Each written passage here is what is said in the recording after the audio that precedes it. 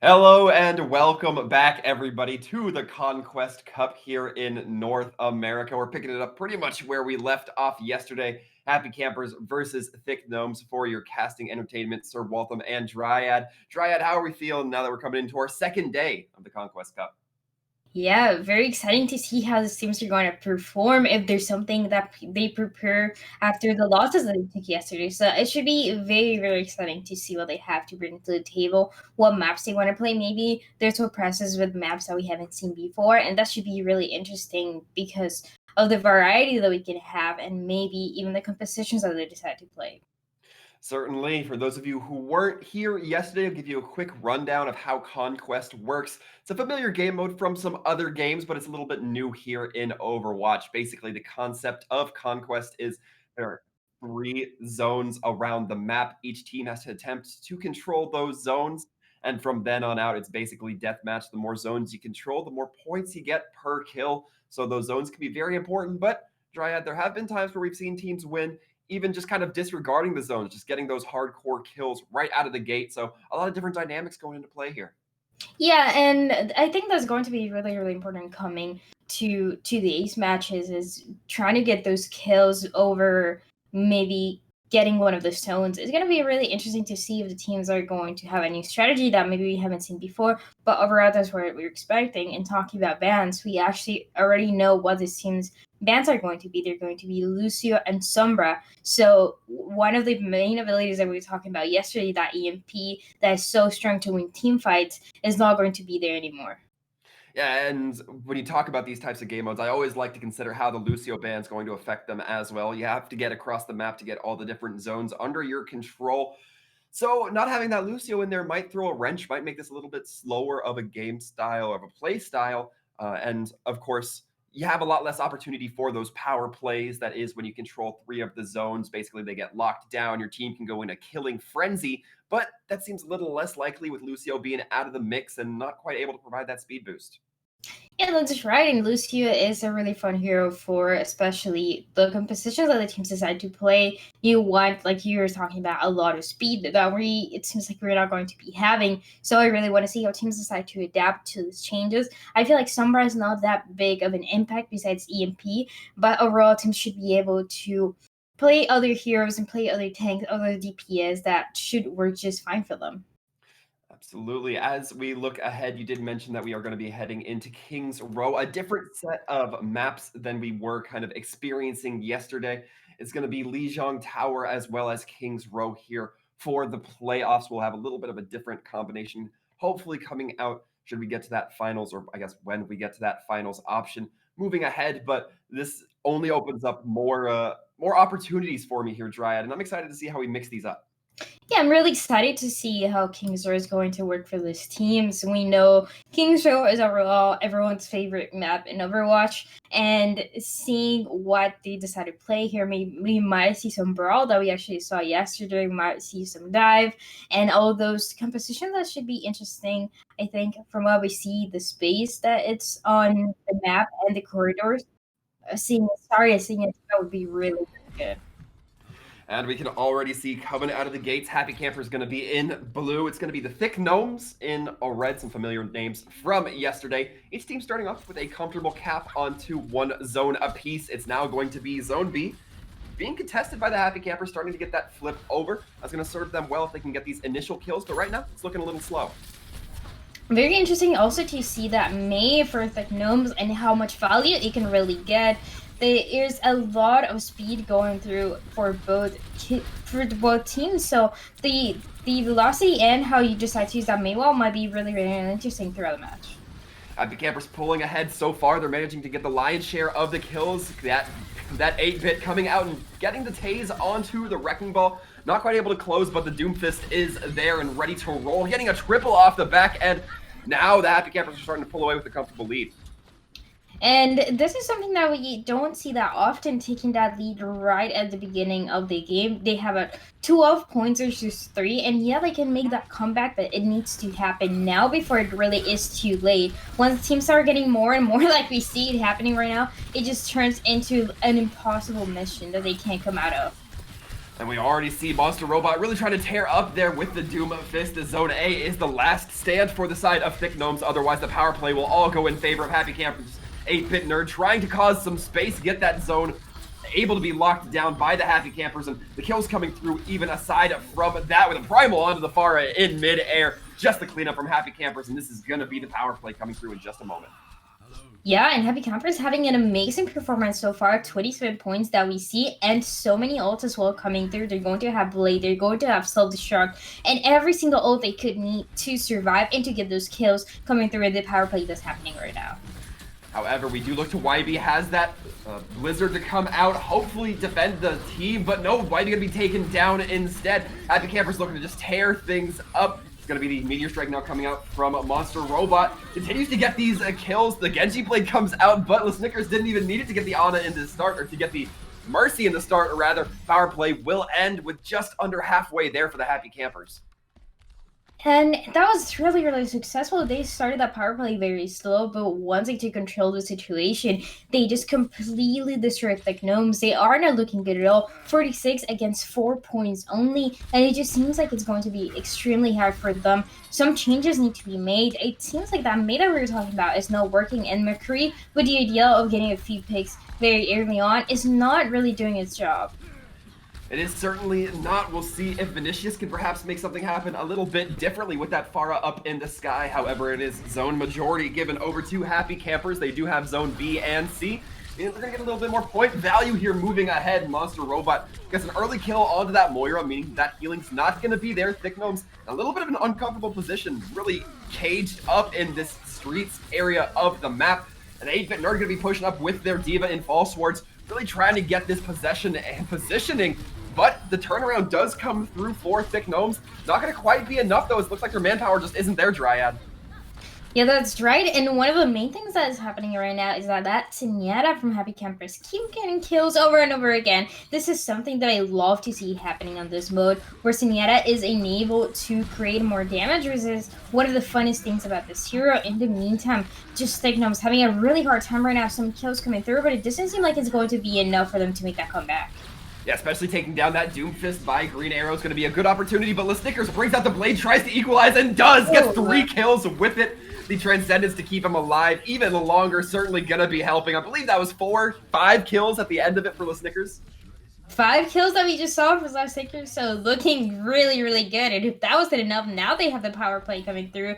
A lot of abilities that were used there, but it's just more than enough that Nada's going to be ready for the Ana to be used probably into the Winston, so working really well for them. But it seems like Thick Gnomes hasn't given up just yet.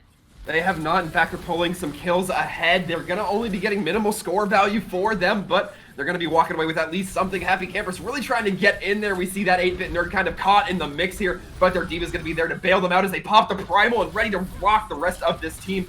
Really trying to bully the team in this sewers. It looks like Thick Gnomes having a little bit of struggle with it, but eventually Happy Campers are going to back off and let them regroup.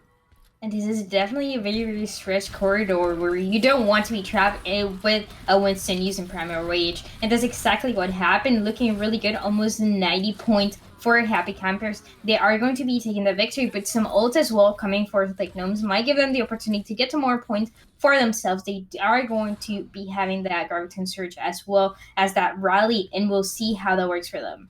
And for the Thick Gnomes, you need to strike hard and fast here. They're going to be doing their best to capture point A and point C. That will give them the zone advantage if they're able to capitalize on those kills.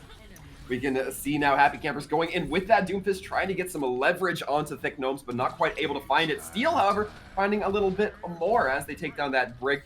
And we see Green Arrow dropping this high noon, not quite able to fight and find anything. Perhaps thought the fight was going to be a little bit more immediate than that. In fact, was not, and now Thick Gnomes just kind of sitting around waiting for something to happen. We all know that's not the gameplay you want to have here, Dryad. Yeah, that's right, and the rally gets used, but it's just going to be way too late. Only 6 more kills needed for Happy Campers to take the victory into his first map. And yeah, we do see the kill feed turning a little bit red now. Thick Gnomes doing everything they can, but it's just going to be extremely hard. It certainly will. 3 points left on the board for Happy Campers before they walk away with the big W coming through here. They do only control one of the zones, so that does mean 3 raw kills. But looking ahead, it looks like Thick Gnome's able to pull some out. That Sigma taking some damage, and Falsword's really trying to peek this corner, having to be very wary of that Zarya laser as the Matrix can't do anything against it. The Rocket Barrage coming in from on top from the Snickers is going to help seal the deal, as now Happy Camper's taking the win here on King's Row. And they do it in a really dominant way. That's kind of exactly what we were expecting from them. Looking so strong, and they also come being the favorites for this matchup. I do really enjoy seeing King's Row and how it's played. Like we were talking about those street corridors where there isn't much place to run, and you do really need to take the advantage as soon as you can, or you're going to be trapped with a Winston, with a Genji, and there's absolutely nothing you can. Some spectacular play coming out there from the Happy Campers. We saw the Snickers bringing out that Genji blade to some severe effect overall, carving up the opposing team. It was looking real good, but the question now becomes, how do the Thick Gnomes kind of stop that momentum moving ahead, Riot? Yeah, so a few changes need to be made. I don't think the composition that we saw from the Fake Gnomes was the best. They did have the right idea of trying to get a few picks, trying to freeze your heroes with May, but when you are the one that's getting attacked on rather than you being the aggressor, it's just going to be really, really hard to get any value out of these heroes. I did want to see more speed from them, whether that was a diva or whether that was, well, though Lucy wasn't available, but even using a rally to gain speed and to attack the enemy, that is the best opportunity that they have. I don't think playing Democracy and May is going to be effective coming into the future maps that we're going to see. So if even Ash, I feel like would be more effective than McCree. Yeah, it comes down to the question of composition, right? This is probably the newest game mode that we've seen for a while.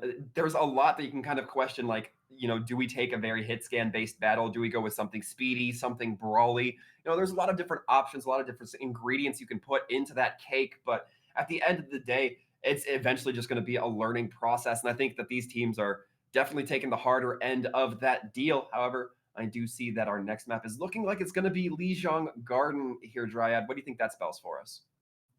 It's going to be interesting to see, and it definitely means the possibility of seeing dive, especially from the tanks that went in Diva work really good here. And I mean, it seems decide to use in any mode of Overwatch. So that's definitely something that we should be on the lookout for. But also Farah, that we know is so strong, and Lucy if it's not banned. So those are some heroes that I would be on the lookout for. I think they're really strong, and if you're not playing them, you're going to be in a big disadvantage against the other team.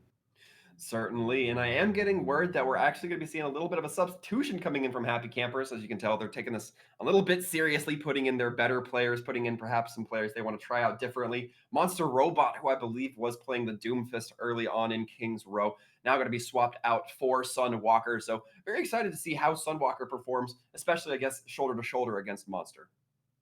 Yeah, that's right. It's going to be a very interesting matchup, but then again, they can play any hero that they want, so it just provides maybe other heroes that they want to play, other compositions if they want to go more into the tanks. Like I would always suggest, I feel like they would 100% benefit from that, and I'm very excited to see what they have to bring here in Legion. Yeah, I'm really excited as well. We've already seen, one map go the way of Happy Campers. It is a best of 3, so they only need one more in the pocket before they can claim this victory over Thick Gnomes and move on. And with that being said, I say it looks very doable for them. Thick Gnomes really not putting up that high of a score line against them, Dryad. Yeah, and one thing to also point out is that right now both teams and any team playing today is just trying to get some points in this group stage that we're in. This is going to be really important for them, and taking the victory, even if they can't do it today, taking a few victories is going to look really good by the time we move on to the next stage. So for the meantime, Happy Campus is going to be having that advantage, like you mentioned. But anything can happen, and we can see the gnomes maybe adapting to the changes we were talking about and making that comeback. Yeah, and just to give all of you folks an idea of how today is going to be looking, of course, we are starting with the Thick Gnomes versus the Happy Campers game, but the winner of this round will move on to fight Miss Aikido, and then from there, the winner will fight Kent State, and then the winner will fight the Titans. So kind of I like calling it a Mortal Kombat style ladder system, where it's like, you have to beat one and then you immediately move up to the next tier. So very intensive regimen coming in for both these teams. Yep, and It's going to be really, really interesting to see who is going to take the victory, if we're going to have a lot of changes and who takes the victory, if it's going to be the possibility of maybe even having the winner of this match going into the next three. And that would just prove a lot of the energy and the synergy that they have going on for the team. So very excited to see it. In the meantime, starting this matchup, both teams are able to get a few controls on the zone, so not looking bad at all. But now the real fight is going to happen in Zone A. Yeah, Happy Camper's very fortunate to spawn near that B zone, so they're able to just capture it, walk back to A, and then come back to contest it once again. And the Sticker's already tearing up, really trying to get in there with that Genji, throwing those shurikens to maximum effect and just dashing through as many targets as they can. It will eventually be the Winston falling kale salad. Not long for this world. And the Doomfist now seeming to be the next target of the dive. And with this, it's looking very good for Happy Campers. We're already seeing the Snickers with that Dragon Blade, which we've seen put the hurt on before. Already 12 points that we see, and the Blade coming through, getting a few kills as well, so it doesn't hurt at all. Taking a huge advantage now, almost 20 points. So just they seem unstoppable so far. No ult coming for Thick Gnomes, and the main thing that they need to worry about is the power play coming through. And the power play going to be giving a lot of points over to the Happy Campers. We saw the Doomfist fall by Fall Sword as soon as that power play ticked over. So a lot of points already going the way of Happy Campers. They're looking to take this one even faster, Dryad. They are, and they're doing it so well. In the meantime, we do say Thick Gnomes are going to be on that Roadhog that doesn't have the speed that you would probably need going from one zone to another. This is going to be a big difference for them, and they probably need to make that change into the D.Va before. Yeah, you certainly have to think so, and we are having a little bit of technical issues, at least on my side. However, it seems to be resolved as the power play now going to be coming to a close here. The zones will reset, allowing for Thick Gnomes to try to recompose themselves. But the Snickers, again, going on a tear, not allowing that Mercy to get the res onto the Doomfist. Looking to tear out the last of the support line. In fact, will be going for it. And this player already has another Dragon Blade up. Yeah, and there's just absolutely no mercy for Thick Gnomes. We see Happy Campers using the ults, the ult economy looking amazing, but in the meantime, Thick Gnomes was able to get a few ults for themselves. They're not looking bad at all. 5 for them, so this could be the biggest opportunity that they have to make the comeback. Now, will this be enough, or will they just waste the ults like we're seeing? It looks like the Snicker's going to be not wasting that ult quite yet, taking it down a Reaper, but the Mercy res is there from Dragon to make sure that the points aren't for free.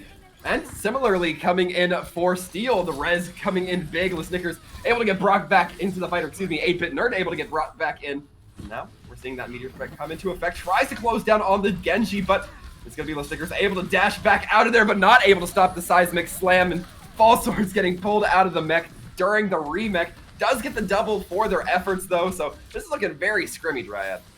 Yeah, a lot of back and forth between the teams. Overall, during that fight, we did see the Gnomes coming on top, and they're looking really good. But while that happened, we saw Happy Campers was able to get some ults for themselves. And the number difference in points still 15 versus 12 points. Just absolutely amazing. And a domination that we're seeing from them.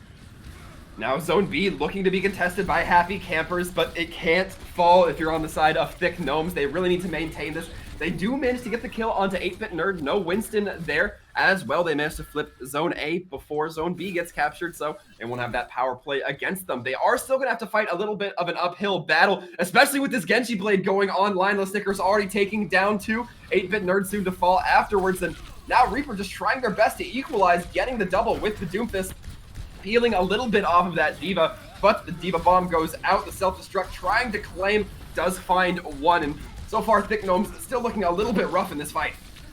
Yeah, but the advantage now should come for them. They do have a call that is coming through. It could use as an engaging tool for capturing another zone, so it should work out for them. But Happy Campers is just stoppable right now. They use every single ult. Now they're going to be having that power play, and 75 points that they have right now.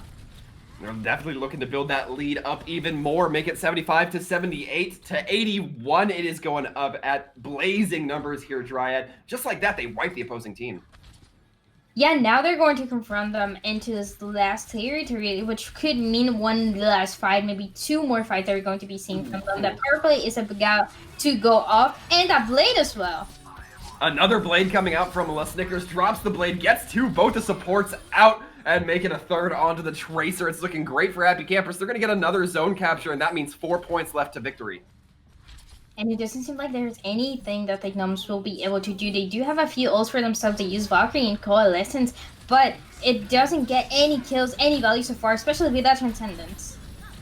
They are going to be fighting quite an uphill battle. Happy Campers trying to just find those few members they find. Two more to go, rather. Now one as the Moira falls next. It looks like the Roadhog trying to have a little bit of a problem there from Green Arrow, but eventually pulling themselves back. Happy Campers just looking to close this out with 1 point victory. Nobody can fall, but they do. Happy Campers going to be taking it here on Lijiang Gardens. 102, I think it was about 16, 18.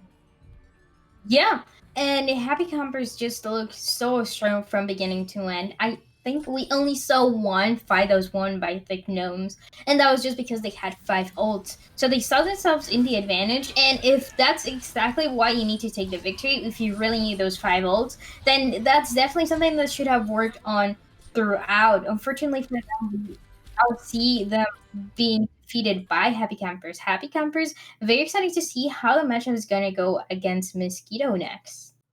Yes, we will be moving on to see them go against Mosquito here in the near future. Very exciting, and so far a dominant performance, but it seems like these matches have a way of snowballing. I'm hoping, at least if you're a fan of the side of Happy Campers, you should be hoping that they're going to use that momentum to carry them through into the next games. I guess we'll just have to find out in a little bit, Dryad. Yep, we are. So just so much attention to the compositions that they're playing, and I do feel like the teams playing next will have some sort of advantage knowing what Happy Campers were playing and what they feel comfortable with playing. If you're able to counter that right at the beginning, then that's your biggest opportunity to take the victory against them. Certainly couldn't have said it better myself. But before we go on to our next game, we are going to be taking a little bit of a break. So make sure you stay tuned to finish up the rest of this Conquest Cup. You're not going to want to miss it. Fight. Never stop fighting for what you believe in.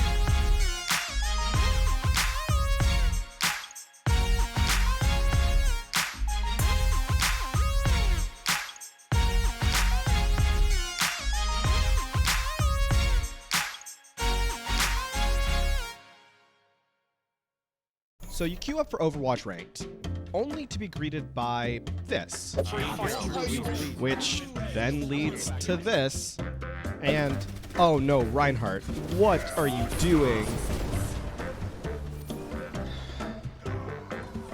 The solution? ELO Hell pickup games. Hey, you know what? Just fucking do it. Oh my god, it's huge! Oh no! Kill! Let's go! Open to players of all ranks and most platforms, Pugs give you the chance to experience competitive Overwatch as it was meant to be played, competitively. I need help. I'm with you. Shoot. No way, dude. Go. Let's go. Nice. Good call. Players set their icons to indicate the role they want to play, then 2 captains pick their teammates and draft the most competitive teams they can. You can also take part in our pioneering learning event, Coached Pugs. To take part, join the ELO Hell Pickup Games Discord, and be sure to read the Pug Guide and FAQ. Good luck, have fun, and we'll see you in-game.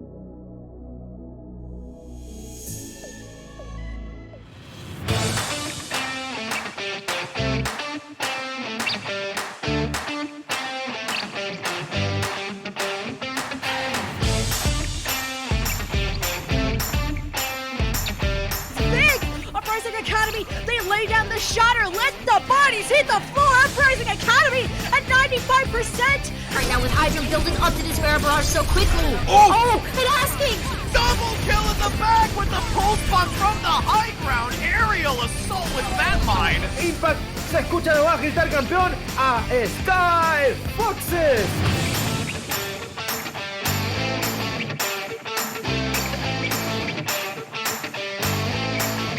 Holy cow.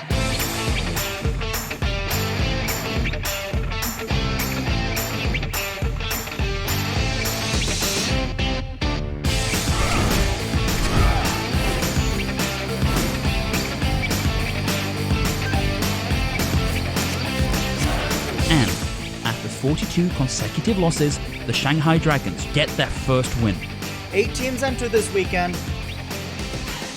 Oh no, Reinhardt, what are you doing?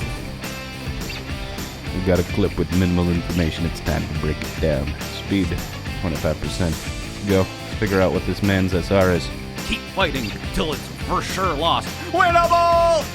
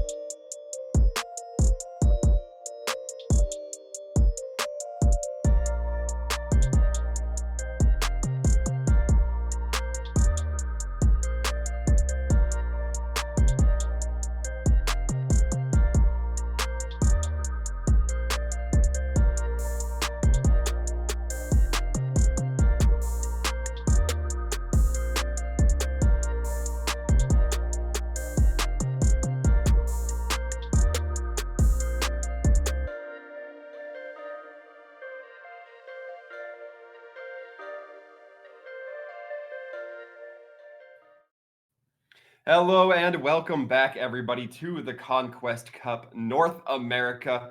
We're going to be witnessing Happy Campers go against Mosquito in the second game of the day. Happy Campers just having come off a victory from the Thick Gnomes. For your casting entertainment, Sir Waltham and Dryad. Dryad, how do you feel about this now that Happy Campers moving on to the second tier? Well, this is going to be really, really interesting actually, because like gnomes, in terms of a star, they were so much lower than Happy Campers was. But now on this matchup is going to be more. It's going to be closer, so it's going to be exciting who is going to come up on top, and it also doesn't turn to be the skill that each individual player has, but more of how they decide to work with the compositions and how effective they can be in each map. So definitely a matchup that you don't want to miss, and just very, very interesting to see who is going to go victorious, if we're going to be seeing Happy Campers again going to the next round, or if we're going to have a new winner here. I mean, certainly if we're going based off of the pure numbers, you have to give an edge over to the team of Mosquito, because I believe it's about a 200 SR difference. Now, normally I'd say that, those kind of things can be shaken off, but, here it's been proving that sometimes SR is just a little bit more dominant, especially when you have these game modes that are so mechanically intense, or it's a little bit more chaotic and your teamwork doesn't necessarily stand as strong. I definitely think Mosquito gonna be looking good, but that being said, Happy Campers do have some momentum carrying them, so certainly can say a lot for that in this game mode as well. Yeah, that's right. So now it's not that much about that mechanical skill that you were talking about, but more about, again, what they decide to play and if they can come up on top with it. So definitely very, very interesting. And also, depending on what map we go to, we've seen a lot of different play styles on the maps. Like we just saw King's Row that we didn't see yesterday, and it was very surprising to see how teams adapted to this map because of the very stretched corridors and just everything that characterizes King's Row made it so interesting. And that is so different from control maps, because in the control maps you're used to seeing the points kind of, you just know where they're going to be, and there's a lot of the same distance between them.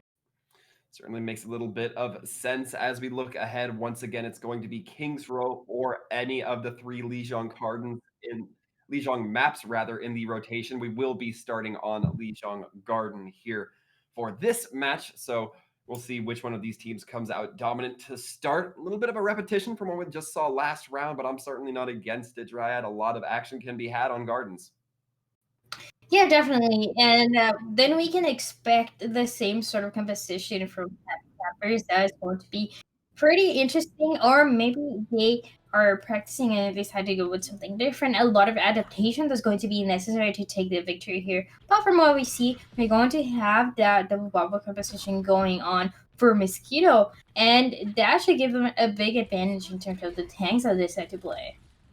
Yeah, as we can expect, both of these zones just going to look to be getting under some quick control here. So it's going to be a little bit more formulaic as far as that pacing goes. And once again, we see that Mosquito is not taking control at any point just yet. They're playing very aggressive and trying to get a few kills. It's sort of working for them, but once again, just kills coming through back and forth, which is exactly what we see at the beginning of the game.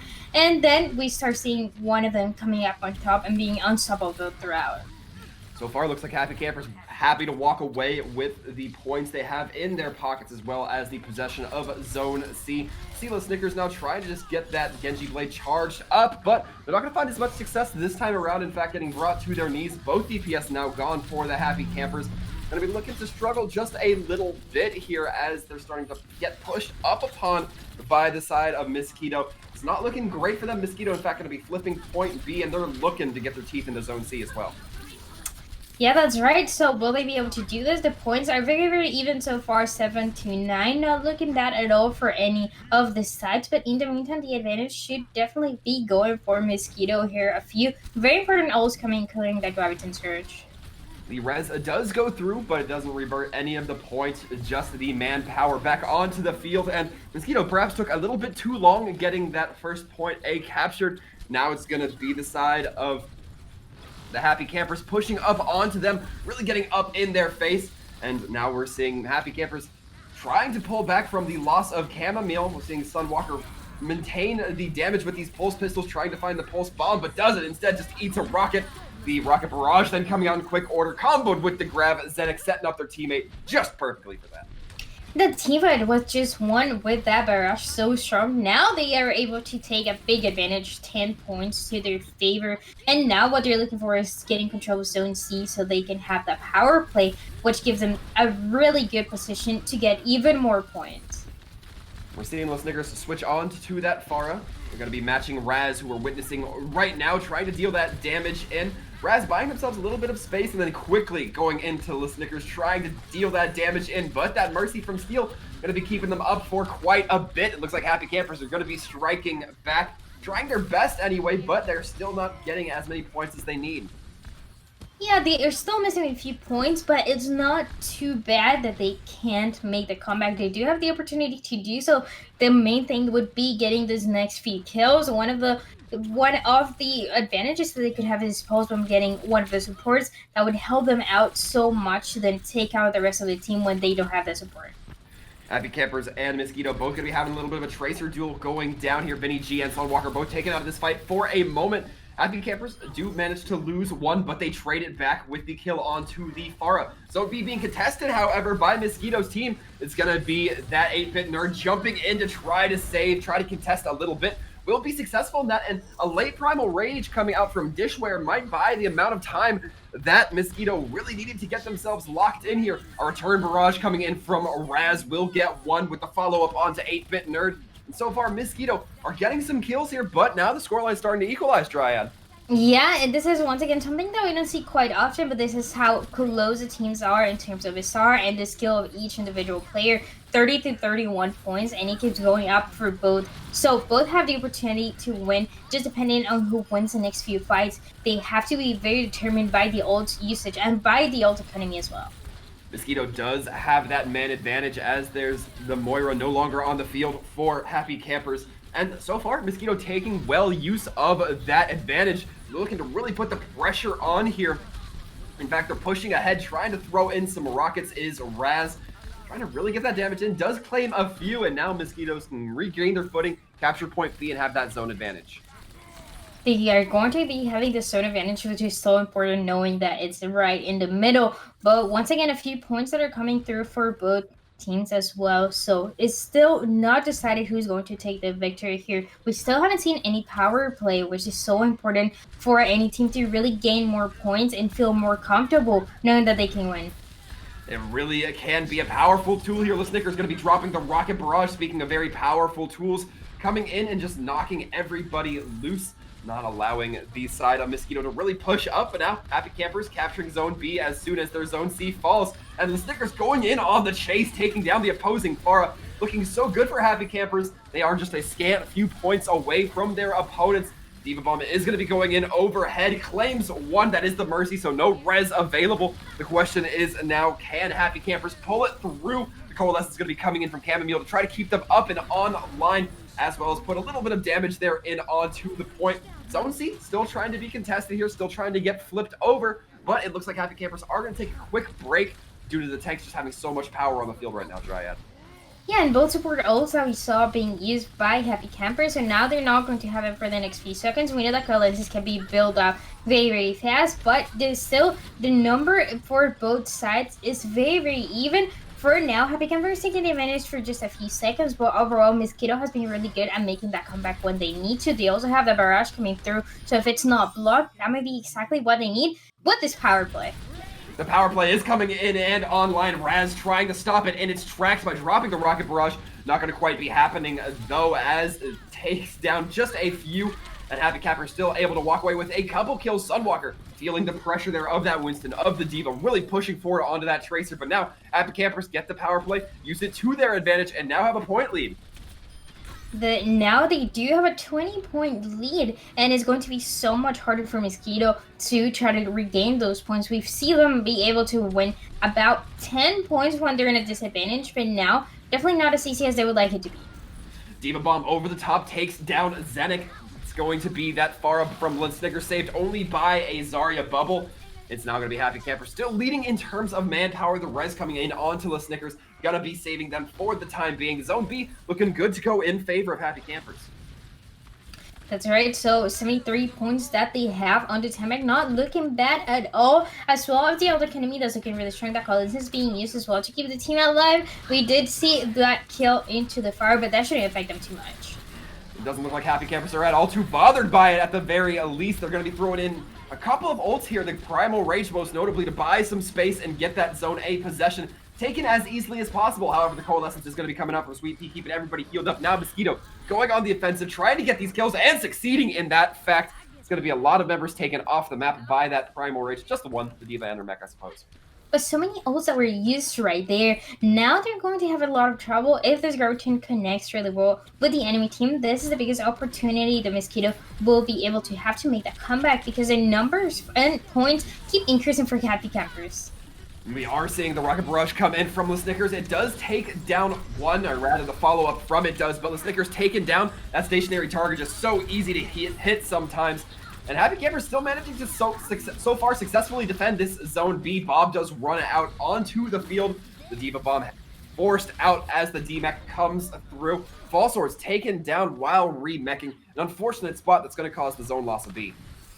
Almost 90 points that Happy Campers have. This is scary territory for Mosquitoes. Some changes need to be made before it's just way too late. They're going to be having the high noon as well, and that really good pick that they get on the Pharah. But once again, just a lot of points missing for them to take the victory. Happy Campers really trying to push in here, but Raz on this Ashe seems to be the ticket that the side of Mosquito really needed. Seems to be getting a couple of kills. Is in fact getting those couple of kills. Moving ahead, and again, another one on the Chamomile. You can't stop this Ashe player. Snicker's not even going to try, just throwing themselves into the lake. And just looking at this is the biggest win opportunity that they're going to be having, the Ashe, when no one else is looking, getting those picks and also getting the support from the Mercy. It's just looking unstoppable so far. The big dynamite coming in from Raz, leading to another Bob. Raz being brought dangerously low, and the Mercy and Ashe both getting taken down. All of a sudden, momentum swinging heavily in favor of Happy Campers. They're now going to slowly be taking Zone B. It's going to be the Primal Rage coming to try to disturb this party, but it might just feed a lot of ultimate charge over to the Happy Campers. The D.Va does get demech'd from the Moira, and supports coming in clean and trying to help things out. The question is, will it be enough? Happy Campers certainly seem to be saying no, it's not, as they push away from Zone B, walking with it clean, now looking to set their sights on Zone A.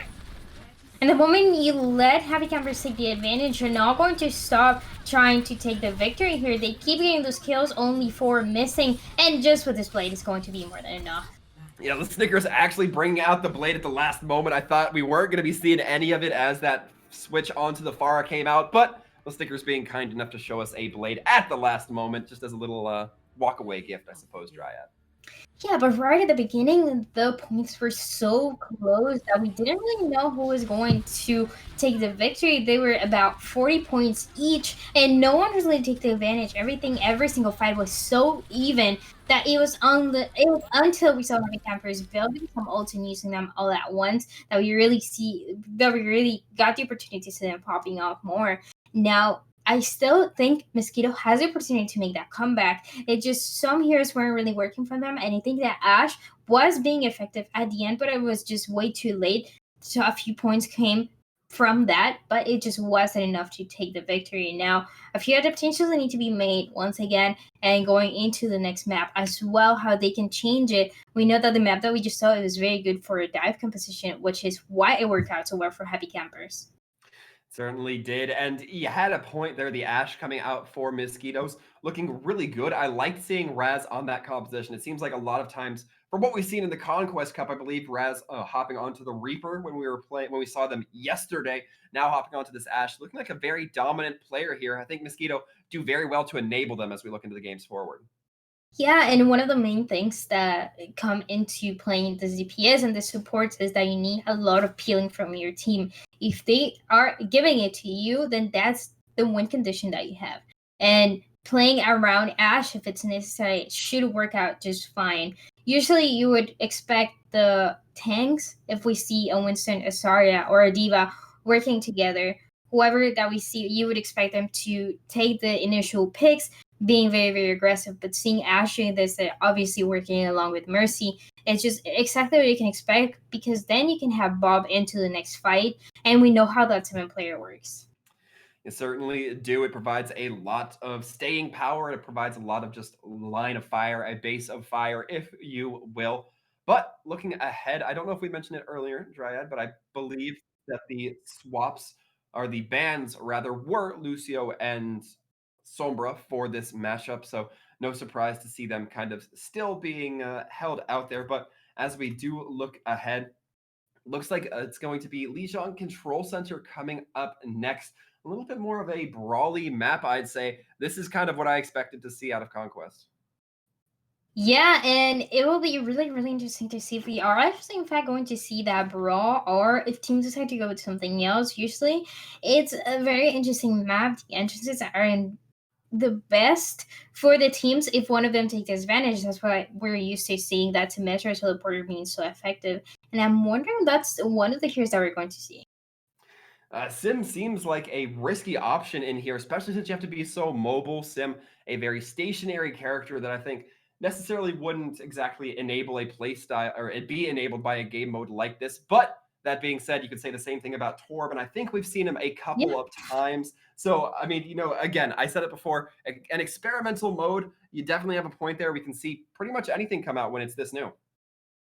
Yeah, and a lot of creativity that comes from the teams, and that's one of the main things that makes this mode so fun, that you can try anything and see if it works out, and sometimes it will, sometimes it won't, and it doesn't really mean that the hero is not good, it just means that maybe you're getting directly countered, but in another situation, another map in this mode, you do have the opportunity. We've seen very stationary heroes like you talked about, we've seen that Torbjorn, we're also seeing in Bastion, that we know don't move that much, but they've been able to get some value during team fights. So it's just definitely something you can't ignore and something to be on the lookout for as well. Certainly agree. Now, as we look ahead, still, these teams just getting all set up. It still looks like Sunwalker is going to be in. We saw them in 4 Monster Robot in their initial battle against Thick Gnomes. And so far, Sunwalker been looking fair. I mean, obviously, Happy Campers coming out the victory with the victory there on Gardens. So I don't think they're going to be too disappointed. I'm not even sure if it was because of Monster Robot's poor performance or perhaps Monster Robot has a specific hero set that, maybe just isn't as inclined as Sunwalkers would be. Yeah, so we'll see what if they bring to the table coming into this next map. Definitely something that is going to be interesting as well. And I think if we are going to be seeing a reverse sweep, this would be the best opportunity. These teams are very even in terms of SR, like we were talking about, and they seemed so close at the beginning. It was just the Happy Campers took the advantage after, but they knew exactly how to play around each other. So if we're going to be seeing a 1-1 coming into the second map, it would definitely be this match. I certainly have to agree. A lot on the line here in terms of this Conquest Cup. As I mentioned before, Mosquito has to beat Happy Campers before they can move on to their next opponents, then beat that opponent before they move on to the Titans, I guess what you would call the raid boss here for the Conquest Cup, the final matchup. But before we get too far ahead of ourselves, we do still have Control Center coming up on the board here in just a few seconds. Yep, we're going to be having Control Center like we were talking about. A map that's very interesting. The entrances are not the best, but then again, it will work and benefit of the team that has control of each zone.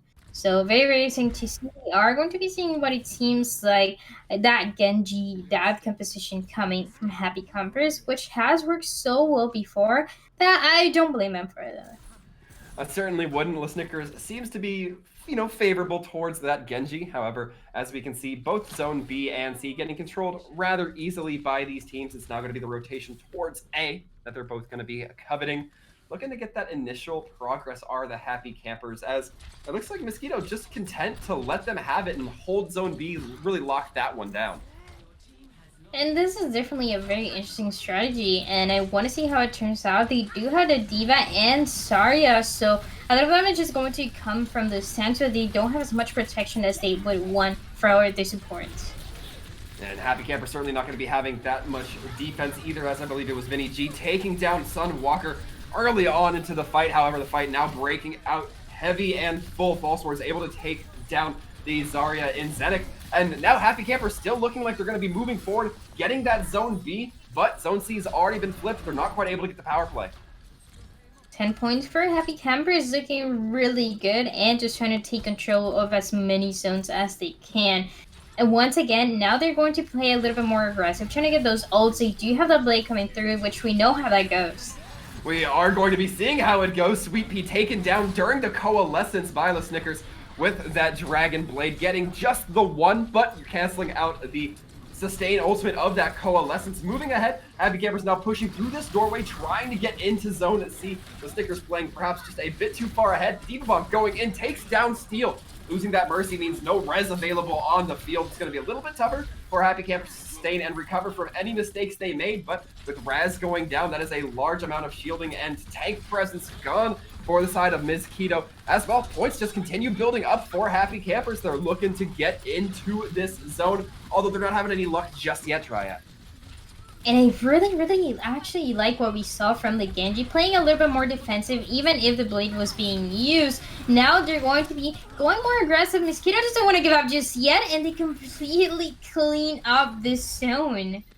Yeah, and Raz absolutely going bananas with that Primal Rage, getting 4 kills within it.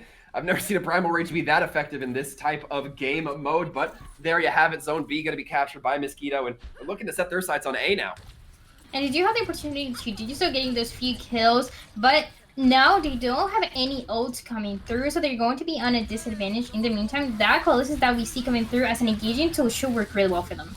And they're looking to face down the barrel of both a Dragon Blade and the Coalescence. The Stickers continuing to seek out Sweet Pea with that blade, finds the Moira. Gonna be collapsing upon the rest of the team. Happy Campers now set to capture this B point. They're still with a point lead as well, so they're sitting pretty in a lot of different aspects here, Dryad. Well, once again, Mosquito does have the opportunity to make that comeback, especially with the Winston that has had an amazing performance so far. It's just a little bit hard to enable for the team, but once again, just Happy Campers rolling with those ults. Yeah, Fall Sword's going to be taking down both supports with that Diva Bomb. Excellent play there. Progress going to be stopping for the time being for Happy Campers as they look to really finish out this fight before getting the point flip. Might cost them a little bit if they're able to get a couple of kills without it. But the Pulse Bomb does go out from Vinny G. Doesn't seem to find anything. And now, because of that Tracer being a little bit distracted, Happy Camper's going to look to tear apart what it's looking like the front lines, the back lines. This fight is taking all sorts of different dimensions here. Happy Campers trying to walk away with anything, but instead they're getting picked apart piece by piece. And now they're just trying to back up. 8-Bit Nerd trying to make a claim for it. Not quite the case. And Sunwalker going to be able to walk away with their life. 27 against 27 points. We saw Mosquito being able to make that comeback and do not fall behind so bad. And once again, a few ults that are going to be used, and the Genji and Diva just working so well together. I swear, it looks like Little Snickers just bullying Sweet Pea every time. Quickly switching their focus over to that Diva are the Happy Campers and not allow them to get Zone B. But now A and C have lost from their grasp. And they're not looking so bad, even if they lose this zones. Now, the last thing that I want is the power play coming through for the enemy team. And still very even anyone can take the victory here. The Pulse Mine going to be going out onto the Diva. Doesn't find much. That Diva just staying still, not allowing her team to be taken down by it. The self-destruct coming out, doesn't find anything once again. Happy Campers, though, however, do capture Zone C at the cost of Zone B. This Primal coming out from Raz going to be buying just a little bit of space, but not quite enough. As they continue to get pushed up upon by the Happy Campers. Comes at the cost of the Happy Campers losing members, though. Mosquito does lose one in that Reaper, but doesn't certainly seem to be enough to stop their momentum. They are close to capturing Zone C, and that will mean a power play, Dryad. Yeah, this is about to happen, and now a bigger difference that we see Mosquito taking the advantage here.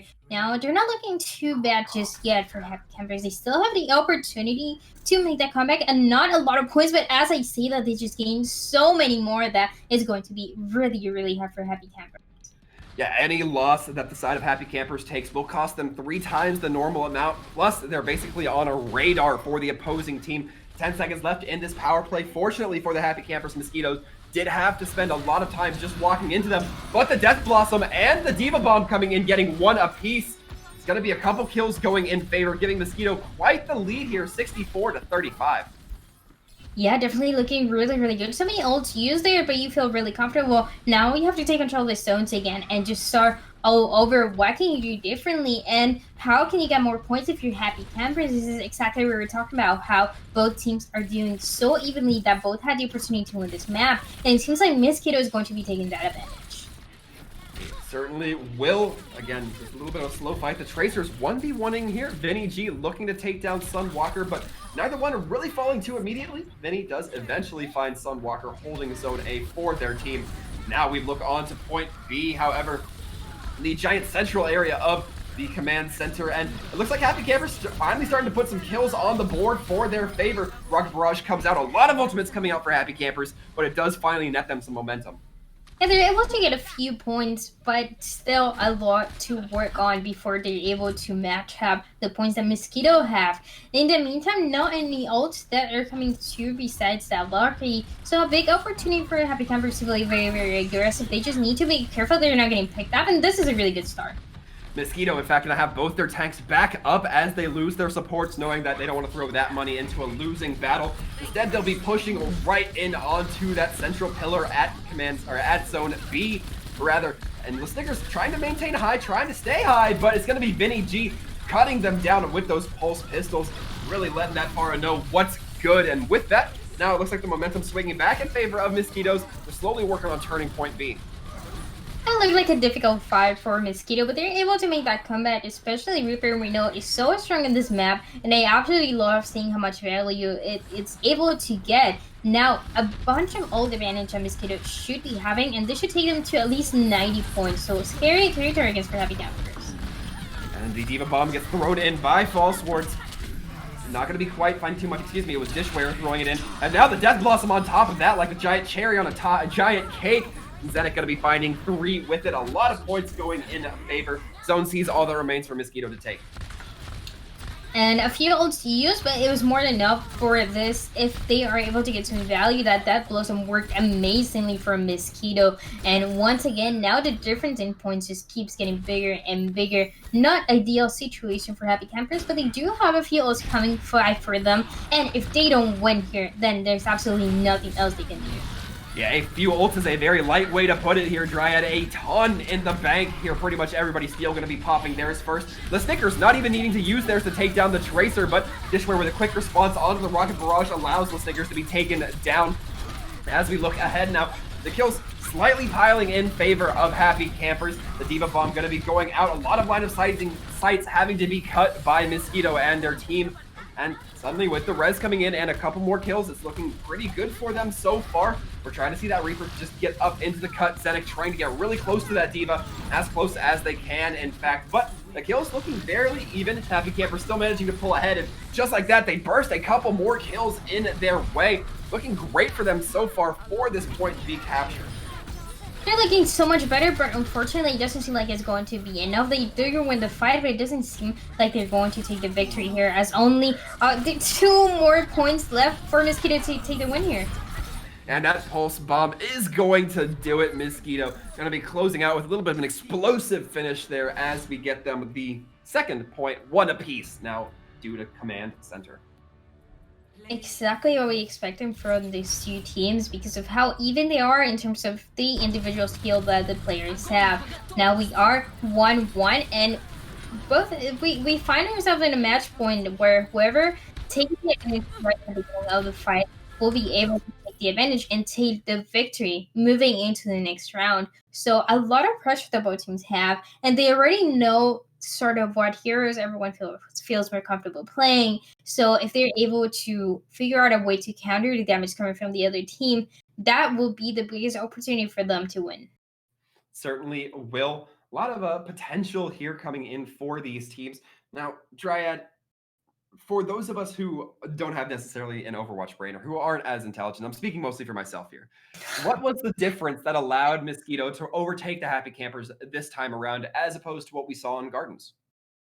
Yeah, so they started very even as well, and it looked like Happy Campers was going to take the victory, but then we saw a bunch of ults being built from Mosquito and using them all at once, and as well as having that power play that we saw. So they were able to get more points for every kill that they got, and just using the ults that they built was more than enough to get a 20-point difference. After that, it's going to be really hard for Happy Campers to make that comeback unless they also get a power play, which unfortunately we didn't see from them. Yeah, a little bit disappointing there. We saw the Snickers mostly on the Pharah that time around, so I think perhaps not being on the Genji, not being on the Snickers what I'm calling a signature hero just based off of what I've seen. Might have been a little bit of a detriment, but I'm sure Sweet Pea was a little bit happy to not get bullied as that Moira this time around.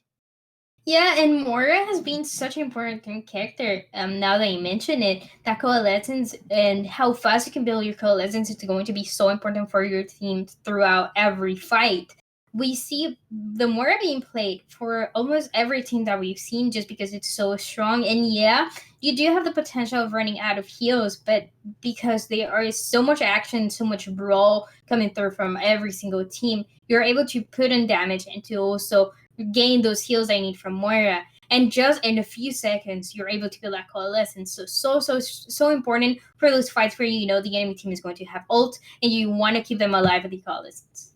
Certainly makes sense. That's why we saw Moira being so powerful back in the days of, when you could have multiple tanks, when you could have, more than just 2 tanks, able to just do such massive healing. It's been cut back a little bit as of lately, or at least attempted to be cut back a little bit as of lately. But worth noting here on the Conquest Cup, there are no role limits. I don't know if we've talked about that yet here on the NA stream, but if these teams who wanted to, they could theoretically run multiple 3+ tanks, supports, DPS, whatever have you. It just doesn't seem like they're quite going for that. It seems like they found their rhythm. And for both of these teams, I can't say I blame them. They're both looking pretty good so far. They are looking really good, and I think I was expecting coming into this Conquest Cup to see more of this 3 tanks or 3 supports just because we know how strong that composition is. But in reality, being able to put in so much damage, for example, with Pharah or with Reaper that we just saw, it's just unstoppable and something that teams can't ignore. So I really we've seen a lot of varieties. We've seen teams that decide to play 4 supports, 3 tanks. We've seen even 3 DPS as well. So a lot of different compositions, a lot of different strategies that everyone has. Yeah, but as we kind of talked about it here, now we're going to be seeing Mosquito with the 3 tank option. It's going to be the Winston, the Zarya, and the D.Va all hopping onto the field as now 1 zone apiece, each being controlled by these teams. We're going to be seeing Happy Campers trying to immediately push onto that B zone. You have to be very careful here as there is still a little bit of an opportunity to send them off the cliff, despite that Lucio not being in play here, Dryad. Yeah, we're not going to be seeing that Lucy, but a lot of the speed that's going on, like you mentioned, so that should help both teams out. Once again, they need to be really, really careful that the other team is not taking the advantage right at the beginning because it's going to be really hard for them.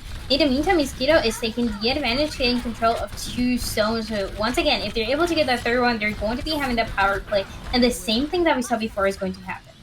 And we are seeing Chamomile drop that coalescence to start, really trying to get that healing in, and the stick from Vinny onto the Winston, I believe, going to be taking down the Snickers. A little bit unfortunate of that, but so far these teams looking trade for trade, but Mosquito going to be building up the points faster as they do have more zones within their control. The Death Blossom going to be dropped, but Sunwalker not able to get anything with it. The D.Va Matrix was there to stop them, and the damage was there to follow up as now Mosquito looking dominant, and all they have to do is set their sights onto Zone A to get that power play. And this is not an ideal situation if you have that Death Blossom, especially in this mode. You wanted to get at least a few kills for it to have any value.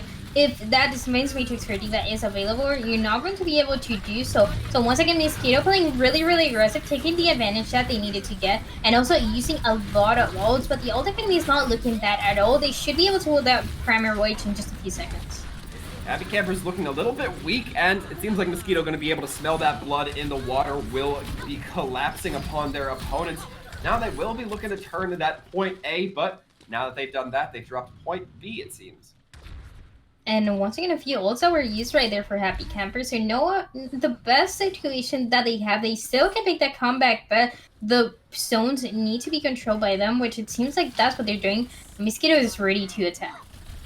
We are going to be seeing the Meteor Strike come in from Happy Campers. We'll see if the Snickers can land anything with it. Doesn't seem to find too much right out of the gate, but going to be that Mercy taken down early on with the Moira now. It's going to be a little bit more point progress gained for Happy Campers, this time in the most literal sense for Overwatch. As we see ahead, the kills continuing to pound forward. Looks like this B site is definitely the majority of the bloodshed here. Now Happy Campers just being on the cleanup, trying to get this Moira. Can they get it? Yes.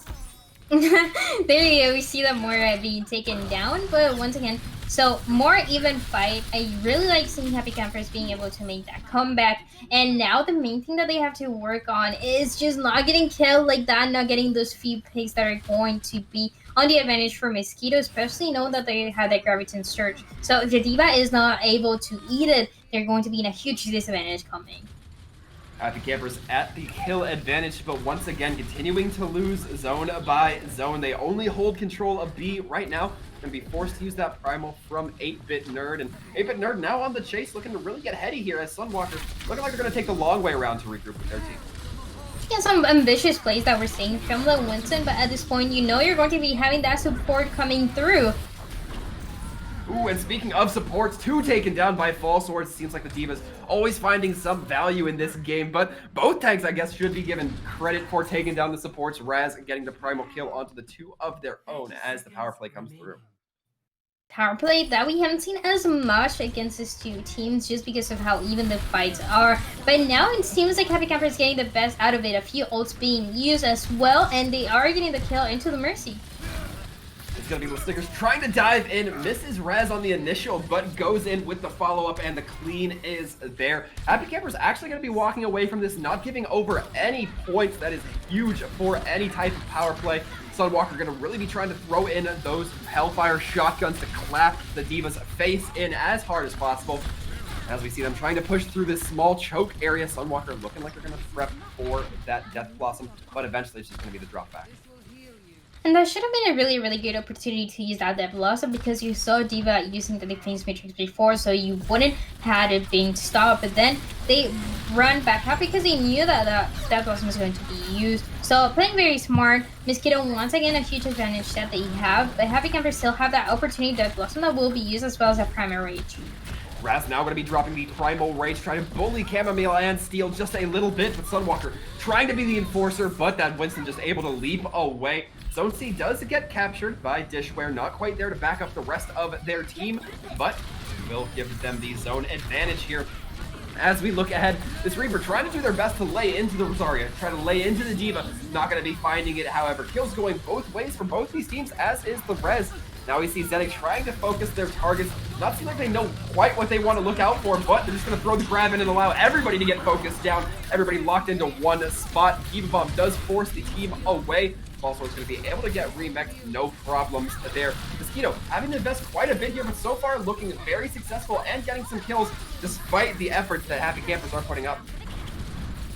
Yeah, that's right, and a lot of aggression going into this zone. They still have to figure out who's going to take the victory here, but in the meantime, Mosquito, the more kills that they're able to get throughout, the better it's going to be for them. In the meantime, Happy Campers still in a disadvantage that it gets harder and harder for them to come back from. It really does, as we see 8-Bit Nerd just trying to clobber anybody that they can. They will be finding the Mercy. At the end of the day, the Stingers also getting brought back up, but it's not going to mean much as this fight's kind of petering out before looks like the next engagement. Yeah, and once again, the fight already is starting, but the zone is not the easiest to walk in from. So going to be really interesting, and the advantage should be going for the defenders. Mosquito once again getting points and getting advantage into any kill they're able to get. Sunwalker looking dangerously low before getting cut down by Zenic on that Zarya. Vinny G now just trying to tuck into the backlines here, tear up, and we'll be finding the Snickers with that kill. The burst damage from that Doomfist now gone. Vinny G trying to focus on the supports and will find at least steal. It's just going to be that Moira who's in charge of keeping everybody alive, but Chamomile taking some licks of their own as we can see in the kill feed. Now Dishware looking like they might just be opting to set up for that big D.Va Bomb. It goes in, finds one in the Snickers, the Zarya grab. Pretty much making that null and void. As we look here, it's going to be continued dominance from Mosquito. 40-point difference that we see. In the meantime, Mosquito looking really, really comfortable. If they're able to take control of Zone C, we'll see another power play. And they should be able to take the victory here. Just 2 more fights that they win, and that should be just more than enough for them. So Happy Campers are going to have a really difficult time making this comeback. And Doomfist, even though it's a very strong hero, it's not the best to be like a year and get those kills. You say that as 2 supports fall for the side of Mosquito. If point B falls, this might be the opportunity for the side of Happy Campers to reclaim some victory, some points here on the board for them. But it looks like their Zone C will fall, not quite keeping heads up of the entire battlefield. Because of that, it's now still 2-1 in favor of the Happy Campers as they look to put their efforts towards that Zone C engagement. It's going to be leaving on to the high ground to chase that Zarya, but the D.Va is there to cover. It's going to be False Swords as well as a Vintner, both backing up to try to regain themselves, regroup themselves. And now the D.Va gets the D-Mech. That's an opportunity for the Happy Campers to really make something happen as there's no Matrix to put onto the field anymore. Valkyrie going to be coming out, trying to keep people alive. Going to be matched by a Coalescence coming in from Chamomile. And now, once again, the fight taking place on point B, or on Zone B, and looks like Happy Campers are having to struggle just to keep the fight where they want it. They're so far getting cut apart. The Pulse Bomb finding Sunwalker, that Reaper taken down. I believe it was during the Death Blossom as well. And now Mosquito just continues to carry ahead. The Grav going to be going out, locking down the tanks.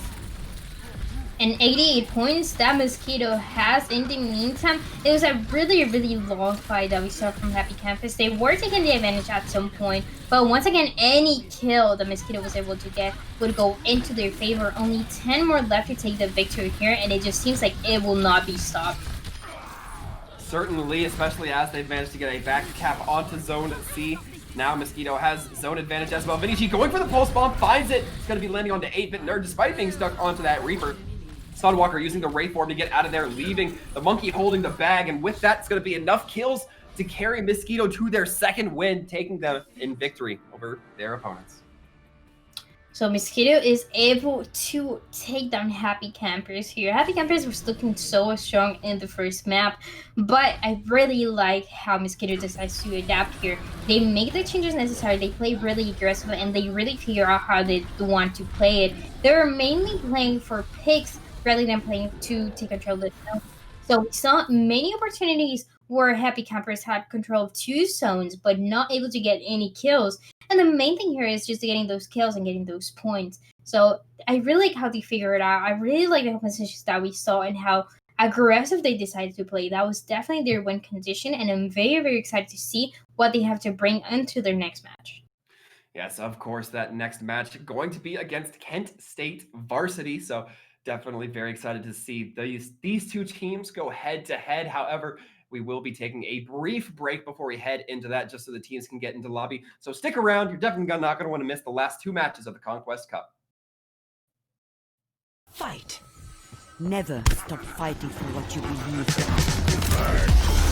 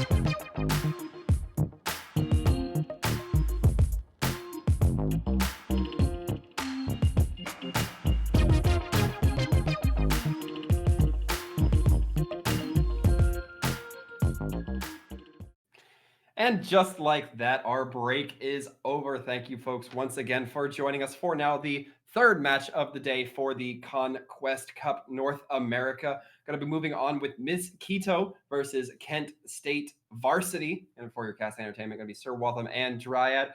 Dryad, we saw one of our most competitive games yet. How are you feeling about these moving forward? Yeah, it just seems like it's going to keep getting more and more competitive, but it's just going to be really interesting to see because the level keeps going up. And whoever wins here will be going against Titans, which yesterday were winning over and over again. So I'm really, really excited to see what these teams have to bring to the table and if they are capable to make the upset on Titans into the next match. So just fighting to take the big boss like we were talking about before. Certainly fighting for that raid boss. If you're just tuning in, I'll give you a quick rundown of how the Conquest game mode works because it's a little bit different from your standard Overwatch experience. It's like a giant deathmatch mode where basically each kill gets you a point rather, but there are zones that come into play. The more zones you capture, the more points you get per kill. If you have one zone, you still get 1 point. If you have 2 zones, you get 2. If you have 3 zones, you get 3. Straightforward enough. It's a little bit more complicated when we talk about power plays. When you capture all 3 zones, you get a power play. Basically, the enemy team can't capture any of your zones. You have 30 seconds to just go hog wild, but you still can be killed. You're not immortal after all. So certainly the best time to accrue a lot of points, if you will, Dryad. Yeah, and another rule that is very, very interesting is that each team decides one ban. And like we saw before, they have been really, really effective because we are able to counter the enemy team. And talking about countering, now we're not going to be seeing Winston. It's going to be banned. Yeah, an interesting choice here. We've been seeing Winston a lot in these games. Mosquito kind of leaned on them a little bit as we were watching their match against my happy campers. Looking ahead, I believe it was Raz who was on that Winston for a brief moment, but now Kent State seems like they might have an option here for those tanks instead. I'm curious to see if we're still going to be having these teams lean on a little bit of a tank-heavy composition, Dryad. Yeah, and it just puts things so much harder for them because you're not going to have the speed from Lucio, and you're not going to have Winston, which we know is really good working with D.Va, for example, for the dive. So going to the next map, we're not going to have as much speed as we're used to. And I'm leaning towards believing that you're going to be playing that Reinhardt possibly at that Brawl composition, whether it is that they want to play the Ryan Saria or they want to play a Ryan D.Va. And D.Va getting that self-destruct very quickly definitely puts a team in an advantage getting those picks like we saw before. You're able to get 1 pick with the self-destruct. If you get one of the supports, if you're going to have one of the DPS, you're already winning points, and you can't take the advantage here. And we talked about, how this is very much like a deathmatch mode, but you have to also consider that those D.Va bombs, great for clearing out the zone and allowing your capture. If you're, 1 zone away from getting that capture and the D.Va bomb's right on it, you basically can just get it for free, at least a little bit of percentage for free. But we are going to be going into this match very quickly. Matcha immediately getting caught out, and we're seeing the Torb on the field for DPS coming through from Kent State. Yeah, and once again, both teams trying to take control of this zone that are closer to them, and this is where their real challenge comes. Trying to take control of Zone C, and who really is going to be taking the advantage. We are seeing the Torbjorn though being played, and we're talking about how it's not a hero that moves that much, so they can put them in a disadvantage, but so far it's been being as effective as it could be. And that Torbjorn turret can also act as a little preemptive warning system, allowing you to get shot at, alerting the enemy team to your presence. But with this now, we're seeing Kent State lean in. They only have Zone B under their belt so far, but Goldust trying to go in for a Doomfist dive, but gets burned down by Raz and Vinny G. Excellent damage focus coming in there. And now Kent State looking like they're a little bit on the back foot. We see them backing up, trying to wrap around, but they're opening up a lot of zones to capture for the side of Mosquito. No ults yet, so that enables both teams to still play aggressive and to try to get a few kills. We see 8 and 8 points on both sides. So just a fight of who can take control of the zones, trying to get that power play and really taking the advantage into the ults that are coming through. That coalescence for Mosquito should definitely give them the advantage. Certainly seems like it, but Goldust gonna be tearing up, getting the 3K coming through, so now the field has just been evened as Mosquito did manage to pull a few kills out of their pocket, but Vixen quick with the res, they're gonna be ensuring that Doomfist cannot go unavenged. And now once again, the zone's looking pretty grim in terms of possession here for the side of Mosquito. Kensei taking a small advantage coming through, but also a few ults that are going to be used on both sides trying to get some value out of it. Also Blade and that minefield on point that works really, really well. Minefield will work well, but there's not a lot of force that's going to require the side of Mosquito to push through. Now they're going to be looking to rotate, set their sights up. Amacha getting jumped from the alleyway. Goldust hitting him with a big right click, a big punch coming through. Goldust going to be using that Meteor Strike to land on top of the roofs, reposition themselves, and set themselves up for an epic Seismic Slam. Now it's going to be coming through, trying to deal the damage. We'll see if it's able to deliver. Wolfwind going to be getting that Wrecking Ball taken out. Vortex now has a little bit more room to swing. Yeah, and they do have the opportunity to get the power play if they're able to take control of Zone A. Just trying to get that kill on the Mercy, which doesn't seem to be as easy as it should be, but there you go, you have it. So trying to take control of the zones as much as you can to really take a bigger advantage. You already have 35 points and not looking bad at all. The minefield before worked excellent for them, and that post bomb, if it's able to connect in the future, that'll be a clear advantage for them. Fortunately, Mosquito is able to hold down Zone A for the time being. They don't lose it quite yet. The grab goes out, only locks down Lord Hades, who's quickly cleaned up by Vinny G and a Genji coming through. Vinny G trying to 1v1 the Tracer, or 1v2 the Tracer more accurately, as they have that Mercy pocket. But we're going to be making them take a little bit of a retreat here. And now the regroup comes in. The power play, however, is going to be coming into effect. Power play, which is exactly what we're expecting. Now you already have an advantage. Now all you have to do is finish taking the advantage. No ults really that will get a bunch of kills like you would ideally have, but it should be more than enough to make that cleanup to win one of the fights. In the meantime, we do see Mosquito trying to make that comeback. Mosquito does get a handful of kills going their way. Zenek trying to chase this Sombra. We pull out the blade just for the Sombra, it seems, pulling out, getting 2 kills with it. It's going to be the power play ending as that blade gets sheathed, and now the zones have unlocked and are now set to neutral. And Mosquito not looking bad at all in the power play, because they did have the all advantage. They were able to get more value out of it than Kent State did, in fact. But still, the advantage should be going for Kent State. More points to their side. So unless Mosquito is able to get and play, and even a power play for themselves, this should be going more for the side of State. Still very close for these two teams. We see Goldust bullying that Tracer, knocking her right into the corner. If one wall doesn't catch you, the other one will. And now we're going to continue this momentum carrying ahead. Just looking to get those Doomfist abilities on rotation, succeeding with some great success. And now we're seeing Mosquito trying to contest C, but it's not quite enough. Vinny G does get the stick. He's going to take down that Mercy as the last lap. And once again, that power play coming through. Postbomb is going to be ready for use. But once again, Mosquito does have the opportunity to make that combat. Minefield is going to be really strong, like we see, and disabling an area for the opposite team.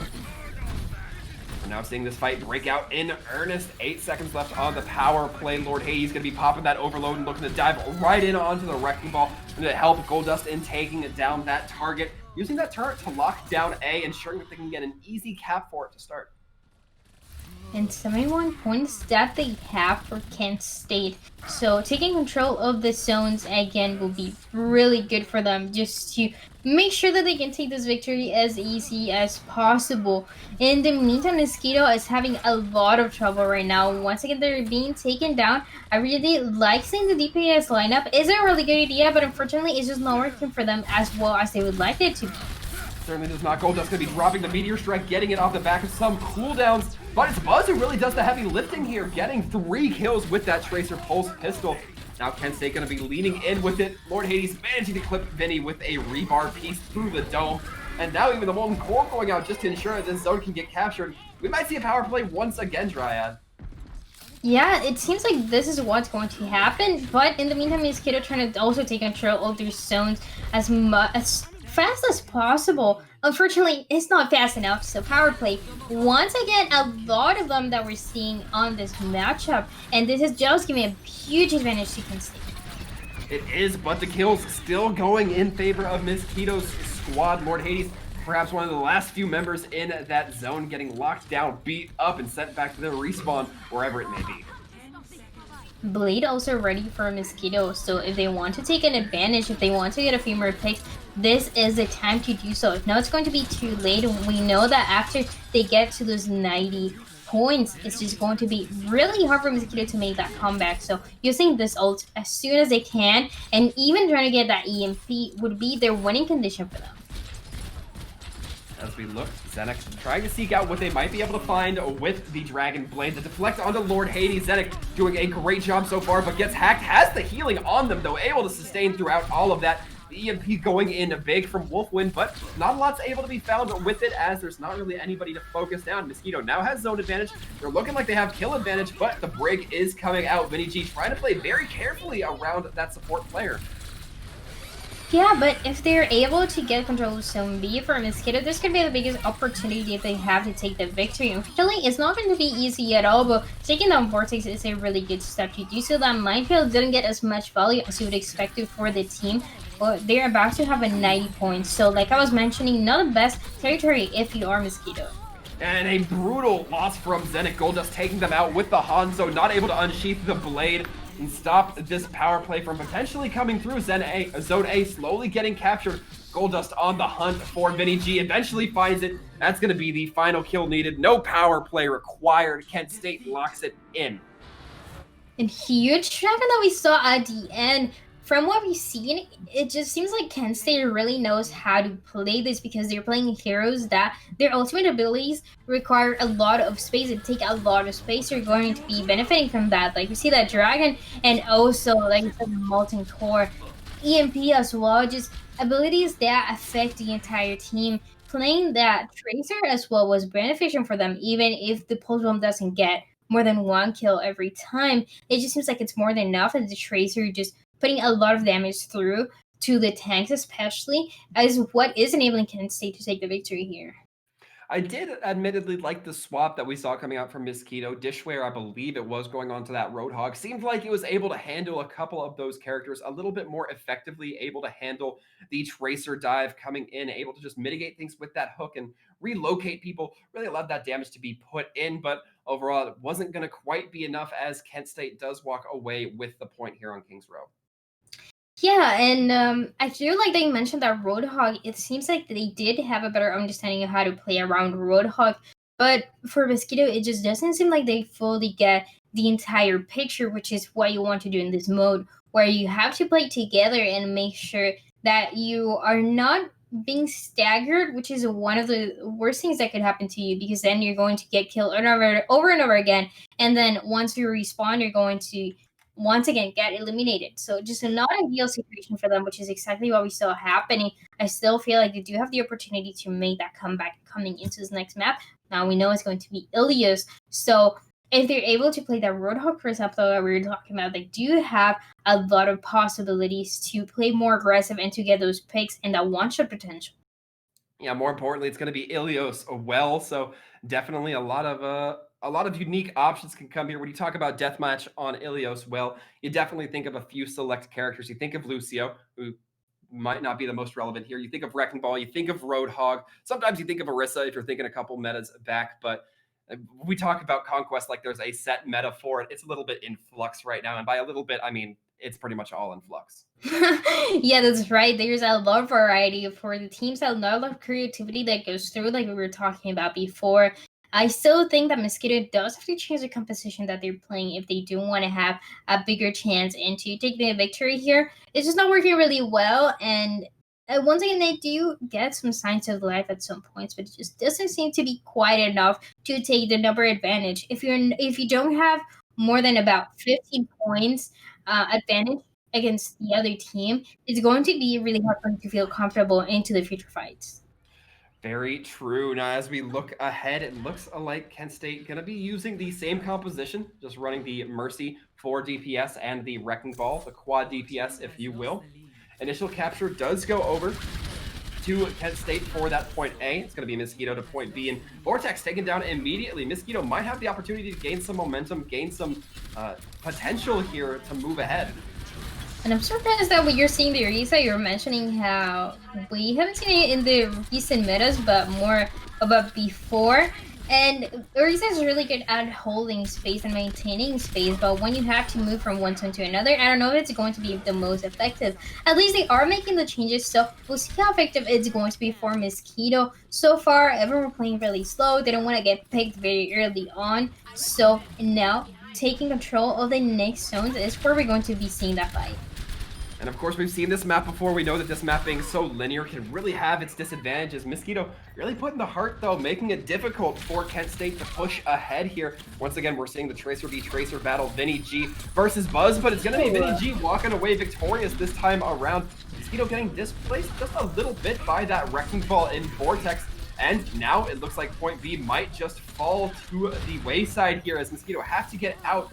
They're going to forgo that capture.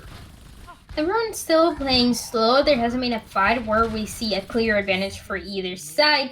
But in the meantime, power play, what might be what gives the team the biggest advantage. Kent State looking really good so far, trying to build those ults, and the pulse one should be ready in just a few seconds. We'll see if Kent State can really make these points compound here. They already did get one kill coming forward, but we're seeing the Roadhog come out. Kent State does take some losses of their own. Raz, once again, never disappoints on this Ashe, in my opinion. Able to just lay down the damage, getting Vixen now, making it 3K onto Kent State. Vortex looking a little bit difficult of a time here playing from so far away. Yeah, but I'm still a fan of Vortex. We see how aggressive they decide to play, and that's kind of what you expect from Wrecking Ball being very, very disruptive, and is working just well for them. Sometimes he gets picked, but overall, just the aggression and the fear that the enemy team has is just more than enough for them to take control. In the meantime, they're looking very even as it could be, just for a few seconds, but now at 12, 13 points, and the ults that are going to be used into the next fight are going to define who is going to really take the advantage next. And apparently that definition starts with Bob. He's going to be hopping out right onto the field of Raz, trying to throw him in, get some benefit for the Mosquito squad. The hook onto Lord Hades says, no, you will stop right there, Torbjorn. And now Kent State looking a little bit disadvantaged. Gold Dust does manage to bring some product back, but trying to make it happen. The Pharah against the Attack-Visor is never going to be too successful for the Pharah. The Wrecking Ball trying to make it happen, but eventually just feeding themselves to the well. Kill credit still going in favor of Mosquito, and now they're getting a little bit more of a lead here. We'll see if they can make it work. Yes, it's like they're looking so much better so far, but so many ults that we're using to that fight, that puts them in a scary territory coming into this next fight. They're going to have that EMP as well. Wolf, when dropping the EMP as Macho was over the well, just dropping them straight in like a quarter, placing your wish upon that mercy. And now, as we can see here, kills still going in favor of Mosquito, despite was a little bit of a comical death early on. They're going to be looking to hold Point B. They're not giving enough for anything. The kill and the mercy, like you mentioned, just the last thing that you want to happen. At the worst possible moment, you get that EMP coming through. But in the meantime, Mosquito's still looking pretty good. They still have the advantage, and they just have to get those picks. Try to get also Zone C so they can get a power play as well. Lord Hades does throw down that molten core to try to buy the space, but just feeds their life over, and now slowly starting to get in favor of Mosquito as the hooks come through. Mosquito just holding the center zone and looking real good for it. Now 40 points that they have, so like you mentioned, they're looking really, really good. Mosquito definitely making the adaptation necessary to take the victory here, and that Soldier doesn't seem like it's working out for Kent State. And Kent State having to switch a couple of different DPS, but Raz still staying reliable on this Ashe, it seems. Looking to throw down that long-range damage, using the Dynamite just to clear out the point as well. Some smart ultimate usage there. And that's Sombra from Wolfwood having a tough time getting the hacks, and Mosquito still managing to hold, but they do give up the other zones in their possession. It's going to be the Attack-Visor now coming out from Gold Dust. Doesn't get hooked. Luckily able to avoid it from Dishware. Eventually taking it down, but Kent State might have already put the nails in the coffin that they needed to. They're getting Zone B, and if that goes, they will have all the power play they need.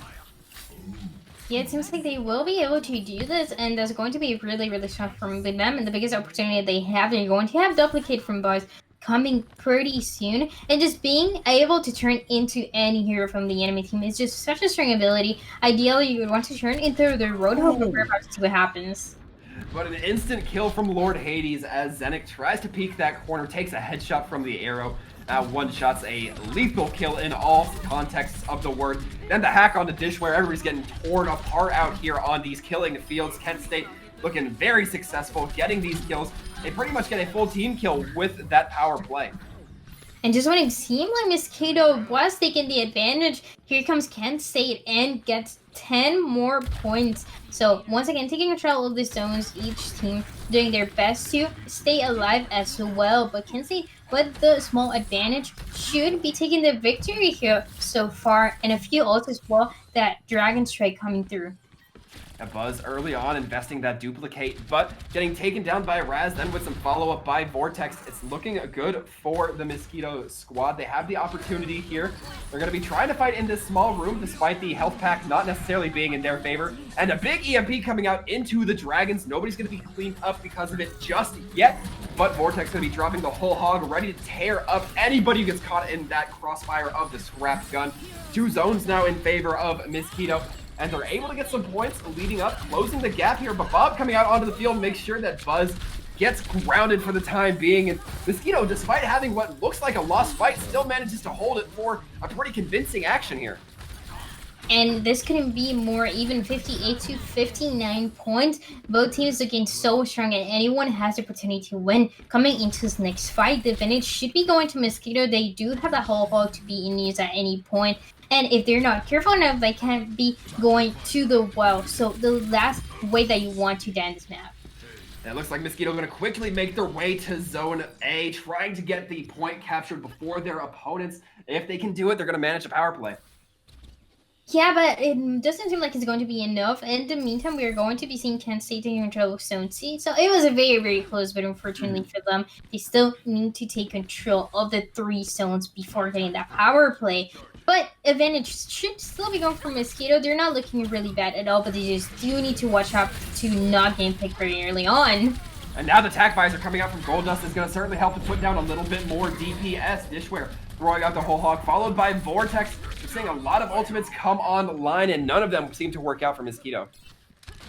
And once again, the advantage is going to Kent State. So just a back and forth over and over again. We don't really know who's going to take the victory. It just couldn't be more close. And just so excited to see EMP coming through for Kent State at any point. This should be a defining factor on if they can take the victory here, or if there are going to be more fights coming through before defining this. And the drop on the Vixen might just be what they need. No supports available now for the side of Kent State. It's going to be looking good for them to lose this fight. Now point B getting flipped over by Mosquito, as now Site C is the only one they have left. Dragons are going to be coming out with the EMP once again. This combination worked out for Kent State before, but not this time. Yeah, it doesn't seem to be working out this time. There was no one that could help get any value out of that EMP. Unfortunately, the Dragons were in the right position, but it's just so easy to move out of the way before you get picked. Now, a big advantage I see for Mosquito, they are making the comeback. They also have Visor coming through. So anyone who is in a bad position is going to get killed by disability. We will see if it's going to lead to some fruit here for either one of these teams. But oh no, the big well drop coming in from Vortex Dishware. And he put in the dishwater shirt that is now the well. Pulse Bomb gonna be going out, and the cleanup is there. Both these teams just fighting to try to get the last few points. I saw that little cheeky spray there, Zenik. Don't think you can get one by me. Now, however, point B is being fought for tooth and nail, and Zone A being captured without Mosquito even really noticing it. Yeah, and just 3 more points that are going to be needed for Mosquito to take the victory here. It seems like it's impossible for Kent State to make the comeback. They were looking so good, but they let Mosquito take the advantage, and that was the last thing that you wanted. They're all coming not looking good at all. They're going to be having ball, but it doesn't seem like it's going to come up on time. Well, we'll have to see here. Now Mosquito setting their sights onto A. It's going to be Vinny G going once again for Buzz, trying to take down that Tracer. Not quite finding it, however. As we see these fights going underway, Vinny G a little bit on the back foot, has to back up. And Raz going for the reload, but the flick on the Buzz, an amazing shot. Going to be landing another headshot onto the Moira to follow, but not quite the follow through right there. And now only 2 points required for Mosquito. Bob going to be thrown in. He wants to be one of those last 2 kills. Getting in, he wants to do the something of this game. It's going to, in fact, be going over to Mosquito as those last few kills come in favor. Looking very, very close. It was just one of the fights that really defined who was going to take the victory there. And now we know it was going to be Mosquito. Looking really good, making the composition changes that we were talking about, and looking so much stronger playing this composition.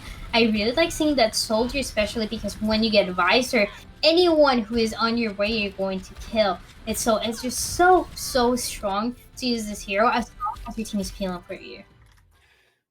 Now we are going to be seeing that 1-to-1 score line, and if things weren't interesting enough here, Dryad, I'm hearing that we're having a substitution in for Kent State.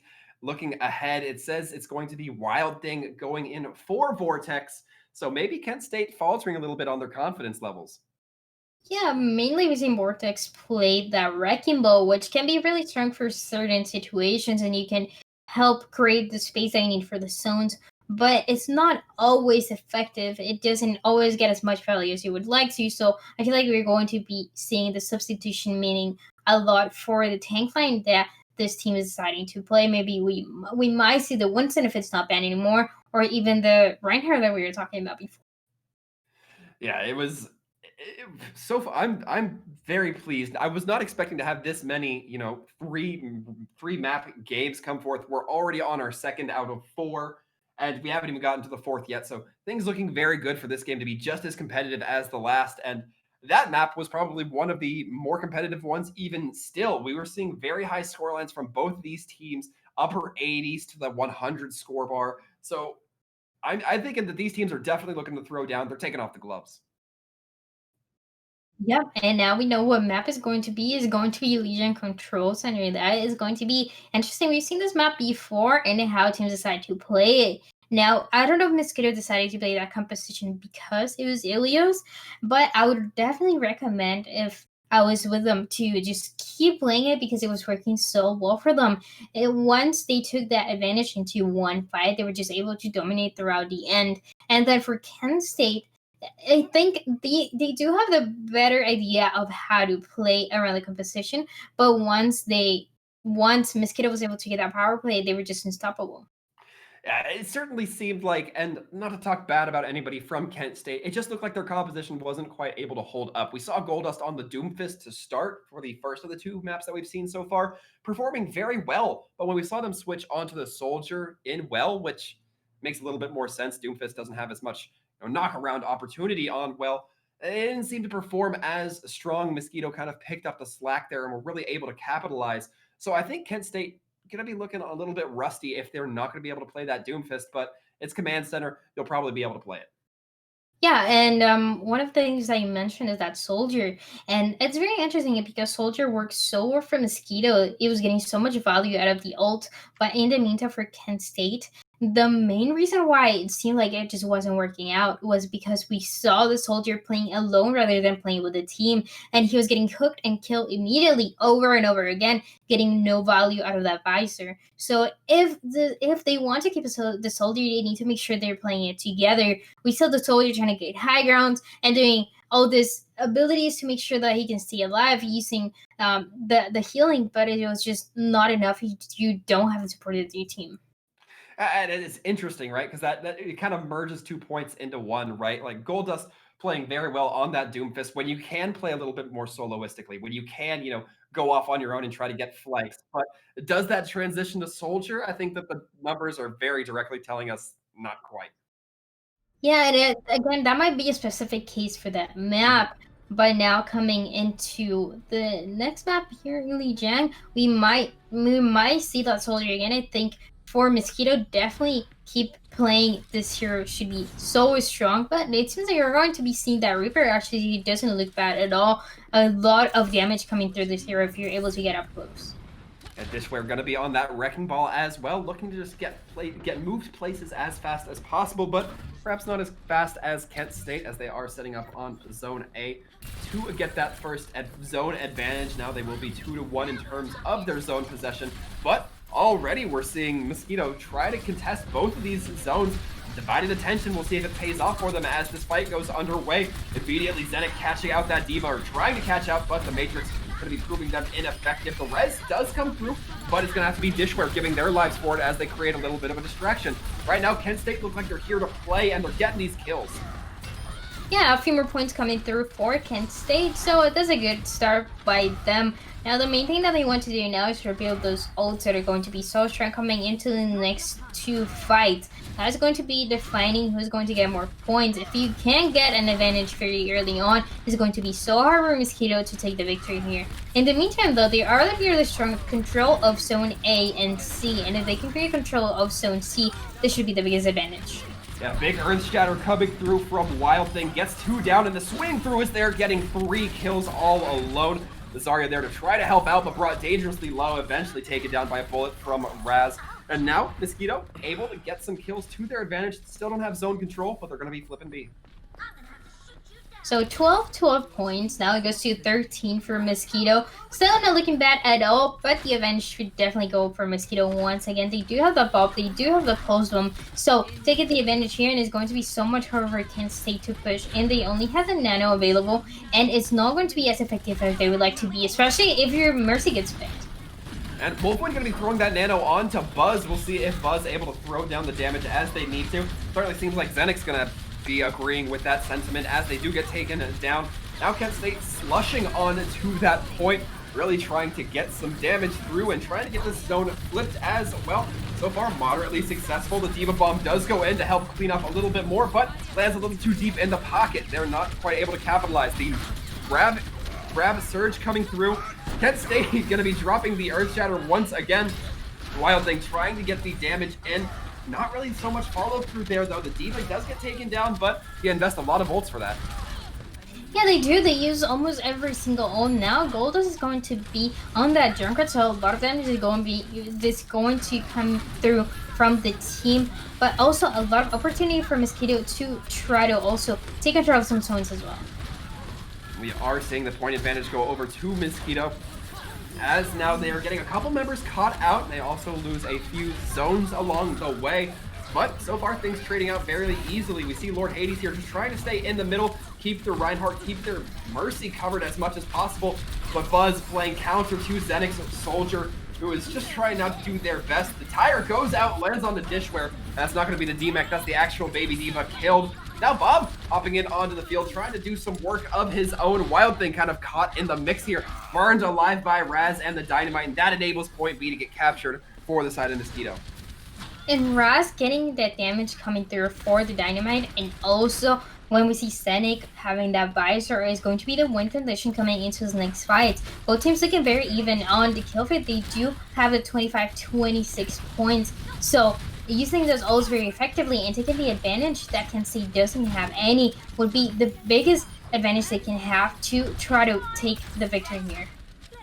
As we see, Mosquito holding point B. They're looking pretty content to just make this the defensive spot. As they do have 2 points or 2 zones, they're going to pretty much be content with that. Now they do get 2 more kills leading in. Wolfwind the next to get taken down, and Raz just laying down this constant fire with the Ashe. The long reload time does provide an opening, but it looks like it's just going to be used by Kent State to retreat. And now Kent State in a very uncomfortable position. They're getting very close to letting go of Zone A. Yeah, and also Mosquito hasn't used that visor that they could have and give them the benefit. Now they do have a few points in the advantage, but you just want to secure it as much as you can. Call this as well coming through as an engaging tool. And another Earth Shatter coming in from Wild Thing. Goes for the pin, but misses Zenix, now sending them far away from their team. That means that Tac Visor can absolutely tear up the opposition. And that's exactly what it's going to do. They get 2 kills, and now things continuing to compound for Mosquito here. The Bob getting pulled into the grab. The Moira, the only other target, but has that fade to save themselves. Diva Bomb looking a little bit high, just going to juggle Bob back for a moment. Mosquito able to recover and still looking very strong. They are almost at 50, actually 50 points that we see for them right now. Also, the Southern Shot coming through that's going to take space for any zone that they want to take control of. Also, in case they need it, and actually gets 2 kills, so not looking bad at all for Mosquito. Still no power play coming through for this game, but Mosquito are just going to be very content with that if they're able to just win this the good old-fashioned way through kills. They're not even paying attention to Zone A at this rate. Yeah, if you're able to get the value out of those picks, there is not even a need for the power play. Sometimes we see it seems like the power play in a disadvantage because of their ultimates, but in the meantime, just Mosquito taking so much control. It doesn't seem like Cancel will be able to make that comeback. Only 28 points for them. The point does get flipped, however, Zone C now in possession of Kent State. Dishware trying to do a little bit of the Diva Shake, trying to just eat up as much damage as they can. Not enough to save Rez, and now we're seeing Vinny G going a little bit of a backpacking expedition, hopefully trying to backcap Zone A, it seems. And Boss also is going to be on that Sigma, so not a hero that we've seen today. They're able to get value out of it, which it seems like it's happening. This could be a few more points that Kent State can get, but not ult so far. So a little bit of a scary territory the Mosquito is in. You do want to keep getting those points, but almost 70, so not looking bad at all. Also Bob being thrown into point. And now the big swing back coming in from Kent State. They're managing to get these kills. Lord Hades definitely delivering with this Hanzo, but Bob looking to make his Ashe proud. And point B still in favor of the opposition for Kent State, but slowly trying to get turned over by the side of Mosquito. And it looks like they have the manpower to potentially do it here, especially with Vixen falling. That's a lot less healing. Yeah, and I'm not the biggest fan of the Ana coming from Kent State. You don't have as much mobility as you would have with any other hero, and having that Mercy as well that is able to just fly and go to the team. So a lot of difficulty that you're having. The kit for Ana doesn't seem to be as effective in this mode, and it just seems like it's going to be too late to make that swap. Mosquito definitely playing really, really good because they just want to win now. Everybody focusing down Zedek, nobody able to find the kill. He takes a Gravitic Flux, he takes a meteor, or he takes a couple punches, still gets kept alive, and that might be the ticket that Mosquito needed to keep their team in the game here. They're taking now a very formidable lead. The more points they get, the more content they're going to be. They have Zone B. Now they're getting a 2-for-1 sale to stick onto the Hanzo. Doesn't matter. Raz takes them down before they hit the floor.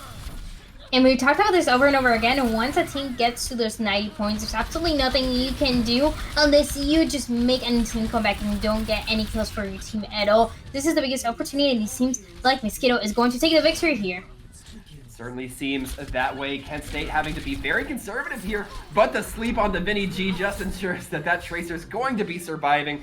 Doesn't matter as Mosquito manages to find that one kill, and they actually take it over Kent State here, Dryad. Yeah, Mosquito taking the victory, looking really strong. They were having some trouble at the beginning, but just making those adaptations, making those changes as soon as possible was what gave them the win condition here. They're playing really well, and Kent State's ult economy wasn't looking as good as it should have, or as good as we saw on the first map. That was the biggest difficulty. Once again, talking about the Ana, I wasn't the biggest fan of it. I'm surprised they kept it till the end, because you can't get as much value as you would like to from this healer, and just having that Mercy, being able to get a rest, being also able to fly to your team wherever they are, it's just so strong, which is why we see teams play the Mercy and Moira over and over again. Certainly have to agree with the results we've been seeing here, Dryad, but Mosquito have won their game, which means they are going to be moving on to face the Titans here. But of course, we will be going to a quick break before we go with that match underway. So make sure you guys stay tuned. You're not going to want to miss this final match in the Conquest Cup. Fight. Never stop fighting for what you believe in.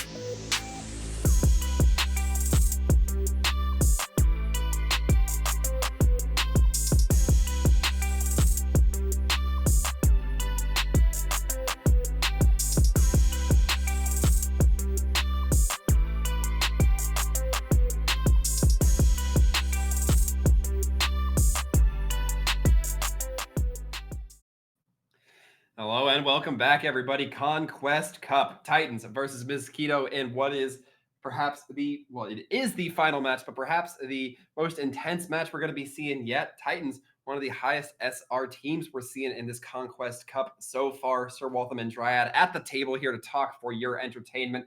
Dryad, how do you think we're going to see Mosquito hold up?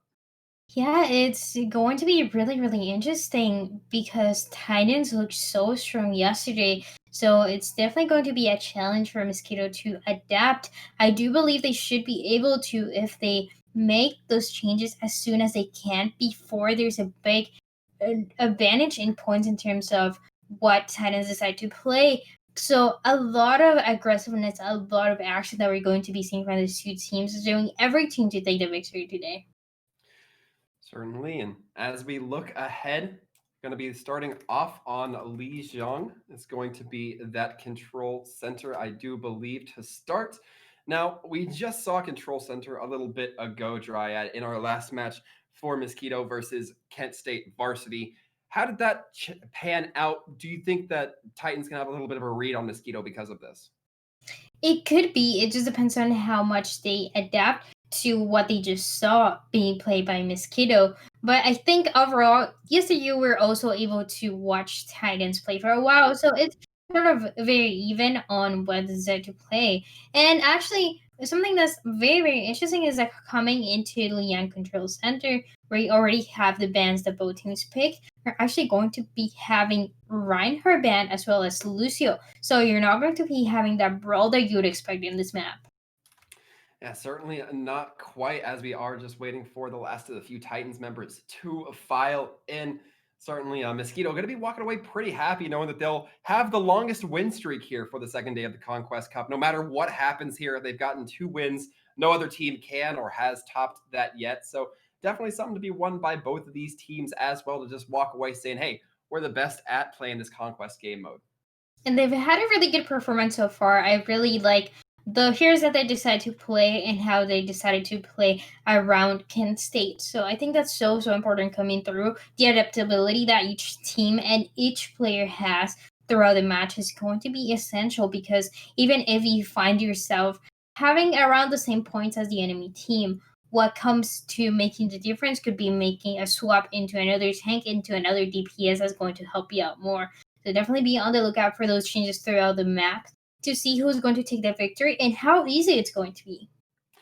Certainly. Easy is a question that's left up in the air for both of these teams. Mosquito might be feeling some of the momentum, but they also might be feeling some of the fatigue from either direction. Titans as well. Still a couple question marks thrown in there. We know them as the solo team, kind of the band of misfits, if you will, all grafted together from a bunch of solo players within our community. So a lot of different factors to vary in here for both of these teams.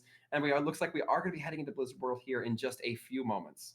Yeah, Blizzard World is one of the maps that we actually haven't seen. We haven't seen how this mode works on Blizzard World, and that should be really, really interesting for the teams as well to be prepared on how they want to face it. And just, again, talking about the adaptability on if it's going to be easy to take control of the zones, if you want to take control of the zones first before getting those picks early on, or if you want to do the opposite. And that's going to be very important in terms of play style that we're going to be seeing from Mosquito, knowing that they're facing a really hard opponent.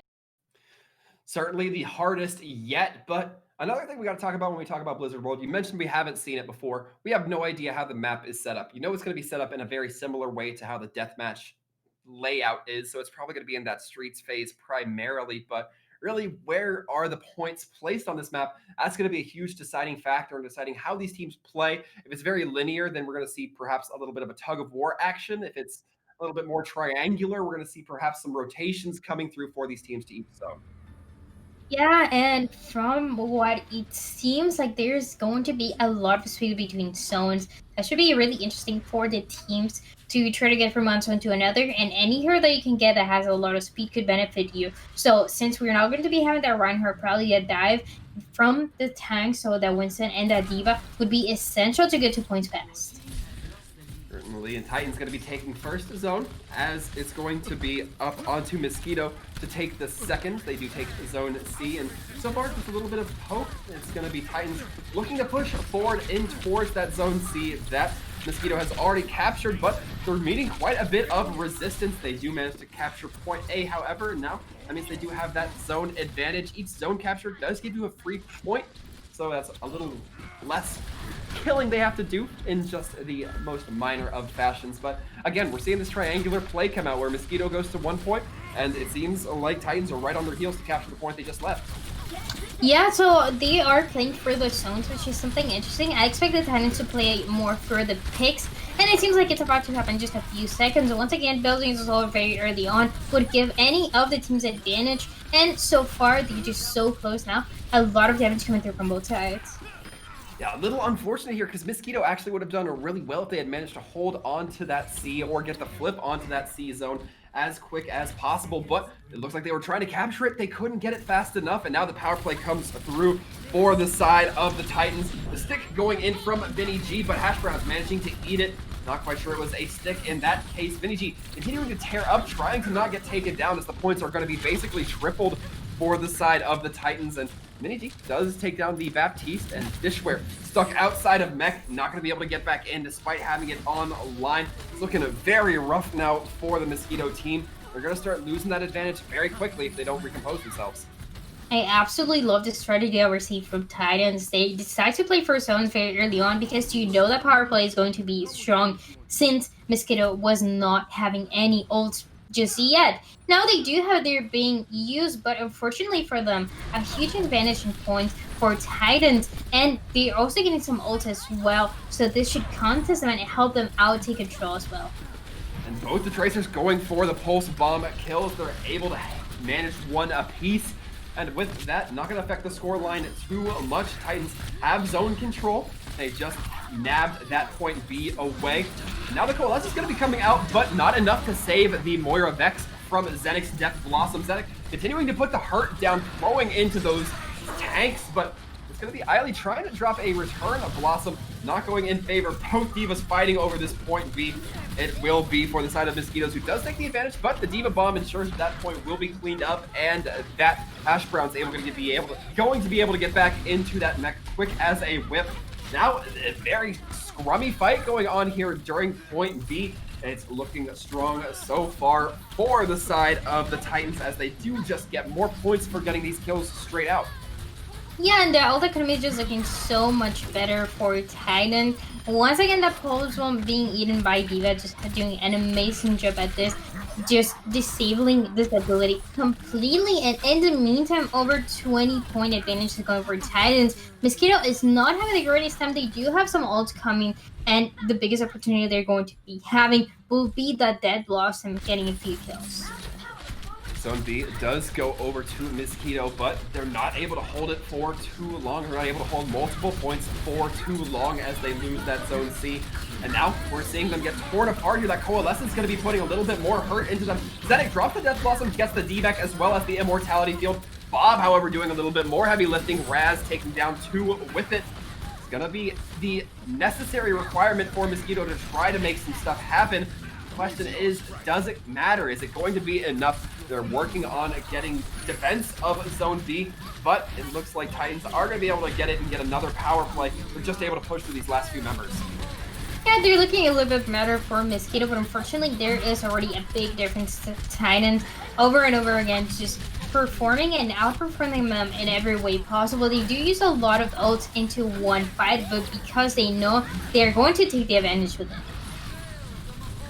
We are seeing the Coalescence come out from Vex. It gets to both of the supports. That's going to be a very rough spot for Mosquito.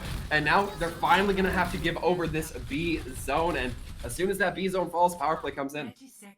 Yep, and you see that power play coming through now. And not only that, but you also have a few ults to use in the power play. Like that Blossom that we see. It doesn't get any value actually, but what it does is that self-destruct. Yeah, it really enables that self-destruct from Hash Browns to get 2 for 1. However, Raz looking to claim back does get the 2 kills of their own.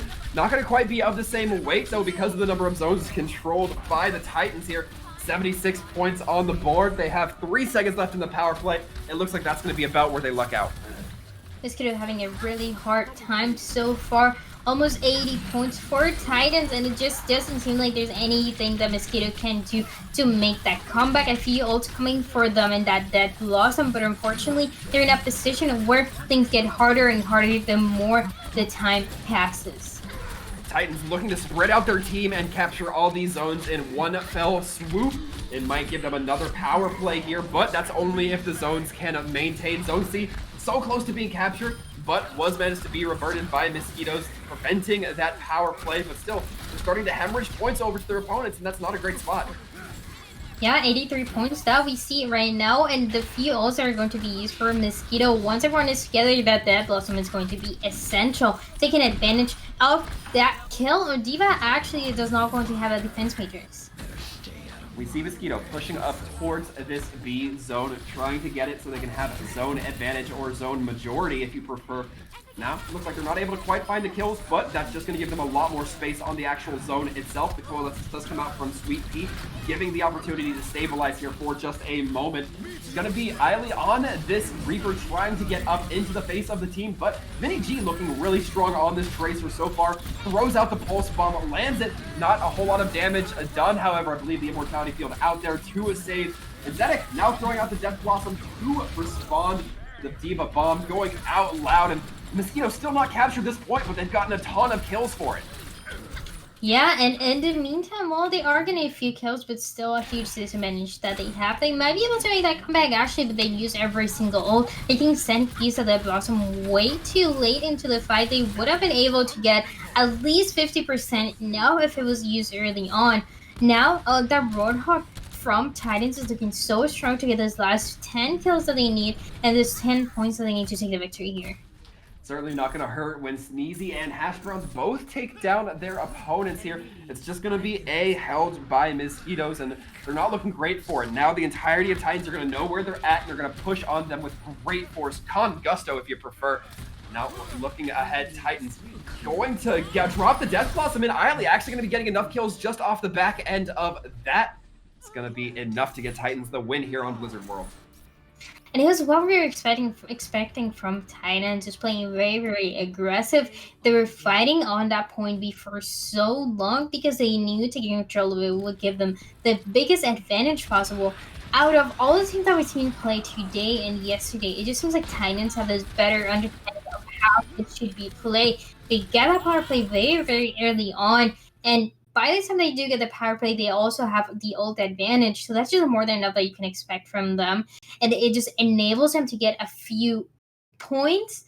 And after that, it's just more than just clean up and taking the victory. Yeah, Titans look very good at being able to allocate their resources. We saw them at one point trying to capture every zone, and it looked like they were just about to do it as well. There was just a last-minute resurgence from Mosquitoes that allowed them to be saved from that almost immediate power play, but still looking so good for this team. Titans are definitely a force to be stopped right now. Yeah, and it was about 7 fights that we saw in total that were a full fight. And overall, we only saw Mosquitoes taking the victory into 1. And let's say half of them. So just not the best decision for them. They do need to make some changes if they want to make that comeback like we saw them doing before in the previous match.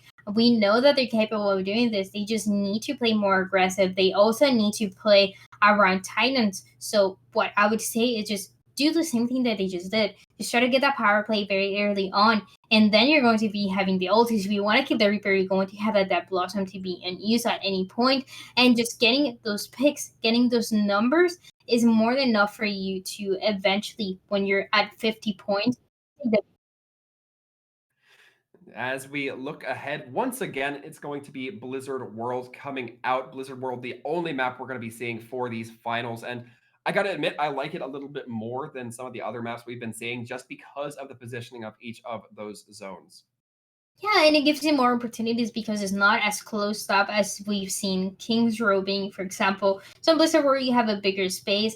And one of the main things is that it really enables that tracer that we've seen before, which is very, very interesting. Those tracer 1v1s as well as the tracer melting the tanks that we talk about over and over again. And it's just having those picks helps you so much and enables your team so much. I think in regards to composition, they've done a decent job both teams just knowing exactly what they want to play, but a lot has to come more for the tanks.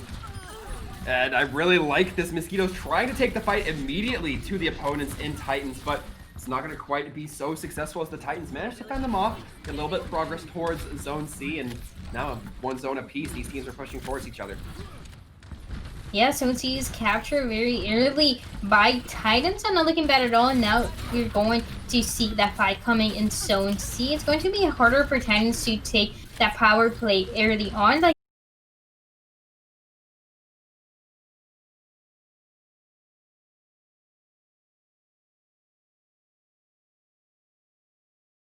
they're able to find those few kills, and now Raz as well as the Tracer Vinny G pushing up on this Baptiste, trying to maintain that, but we're seeing it once again. Titans able to sneak back a zone capture.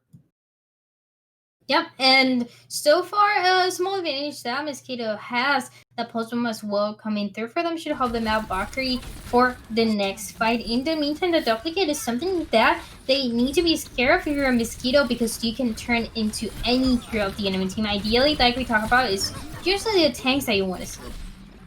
We'll have to see exactly what goes through the mind of Sneezy Dwarf as we're looking. Vinny G just trying to tear up right now. Vinny G kind of been a little bit of a shiner here, being very proficient on this Tracer, finding these kills as we saw Vex taken down. And this is a very uncomfortable spot for the side of Titans, but they may be able to overcome this. They do have 2 zones, so any kills they get going to be pretty advantageous. But the grab going out, locking everybody down into the face of a whole hog, that's certainly not going to be helping them out. The Death Blossom coming out from Eiley as well gets wasted as they get taken down. I really like the adaptation that we're seeing from Mosquito, actually just making the changes necessary and just getting ahead when it comes to points. You're doing a really good job. I really like seeing the Roadhog again, like we talk about that one-shot potential that this hero has. Just puts you in a big advantage. Now, the main thing that you want to try to do is take that power play and to your favor. That doesn't seem like they're going to quite be able to do it as the Titans get another zone under their belt. Raz takes down Provoxin. That means that Immortality Field not going to be in game. Dishware going a little bit wild with the hook, doesn't quite find it. Now, Zone B is being contested. This is looking like the Titans might get the power play here. 25% to it, 10% to it. It's looking like that is going to be the power play coming through.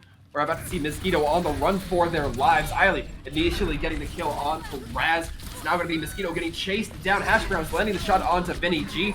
We're seeing Dishware taken down, and they're just getting picked apart by the Titans right now. Titans catching up on the points and doing a really good job. They get 27-27. Now, a small advantage once again that Mosquito has, and they should try to capitalize out of this. They're doing a really good job with it and the Doomfist.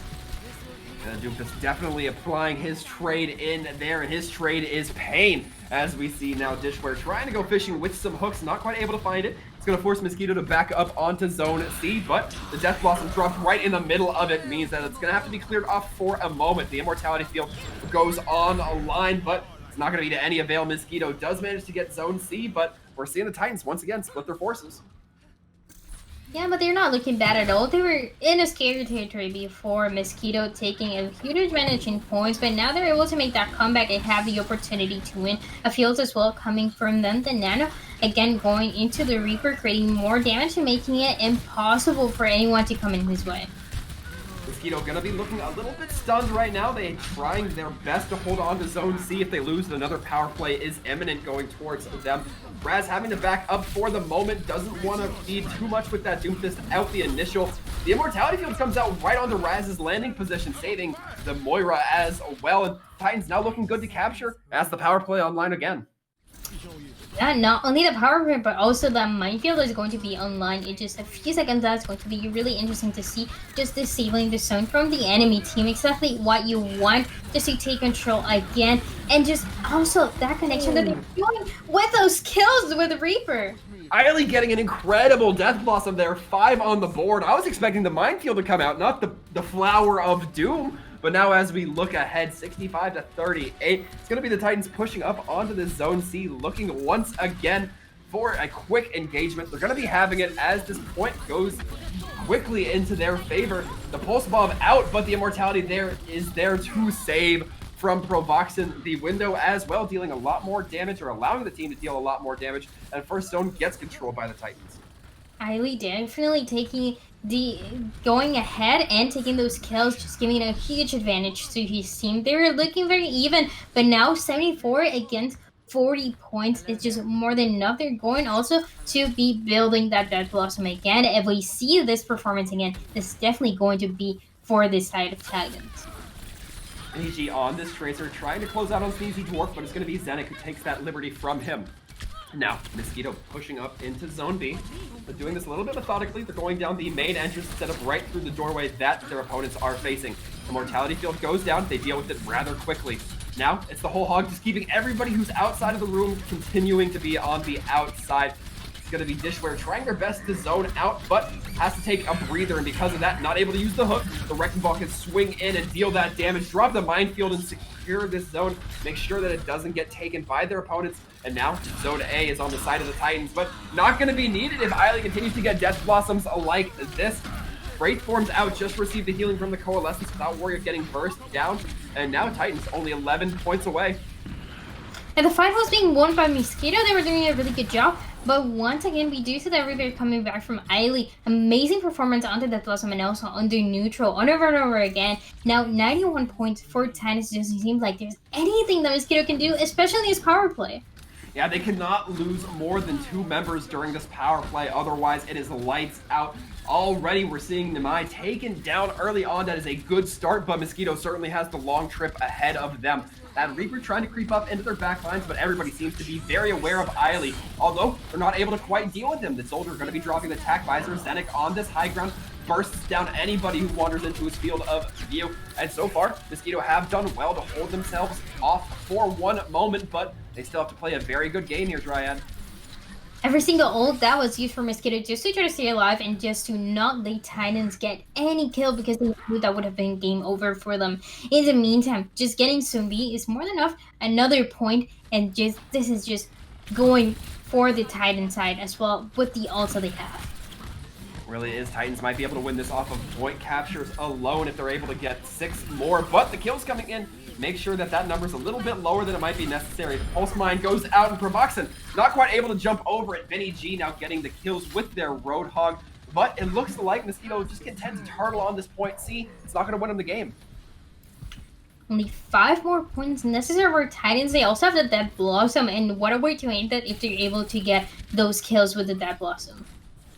Would it be the final firecracker in this tale? Sneezy Dwarf going to be throwing out the Pulse Mine, finds nothing, but Eiley coming in with the Death Blossom, gets 2, doesn't get the 3rd that is needed. 1 point now going in favor of Titans. Any point will do. Capture, kill, anything that they can manage. They're trying to take Zone C, really put the pressure onto their opponents, but it will be the standard good old kills coming through. Titans going to be taking it 2-0 here from Blizzard World. Exactly what we expected from Titans from beginning to end. They look so strong, but Mosquito 100% did put up a fight. It was amazing to see the adaptation changes that we saw. It was just really hard to counter, especially this Reaper. Like we saw, it was unstoppable from beginning to end, getting so much damage done. Reaper is also able to kill himself alive more than any other DPS. So amazing job from Titans taking the victory today.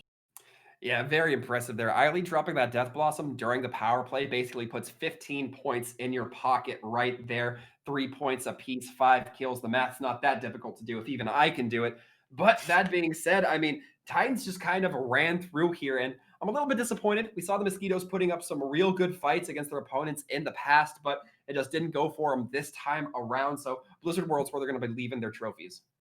Yeah, Titan just looked unstoppable from beginning to end. I really like the understanding that they have on this mode. Even if it's a new mode, they really know how to play it. And there are other games where this is also provided, this sort of idea of taking control of the point and going into the power play. So that might be how they practice. That might be how they decided to scrim this, because the practice and the individual skill that every single one of them has is just so good that just made it for no one to defeat them. Certainly, and that's going to be the Titans walking away, as I mentioned, 2-0 in this tournament here, the Conquest Cup. And we want to thank you guys very much for tuning in. That is the end of our games here, the boss fight between Mosquito and Titans going in the way of Titans. We've very much so enjoyed broadcasting this Conquest game mode to you guys. very much want to thank you guys. Send our appreciation out here from Elo Hell as well. We've been Sir Waltham and Dryad. We hope to see you guys next time. But until then, stay safe and take care, everybody.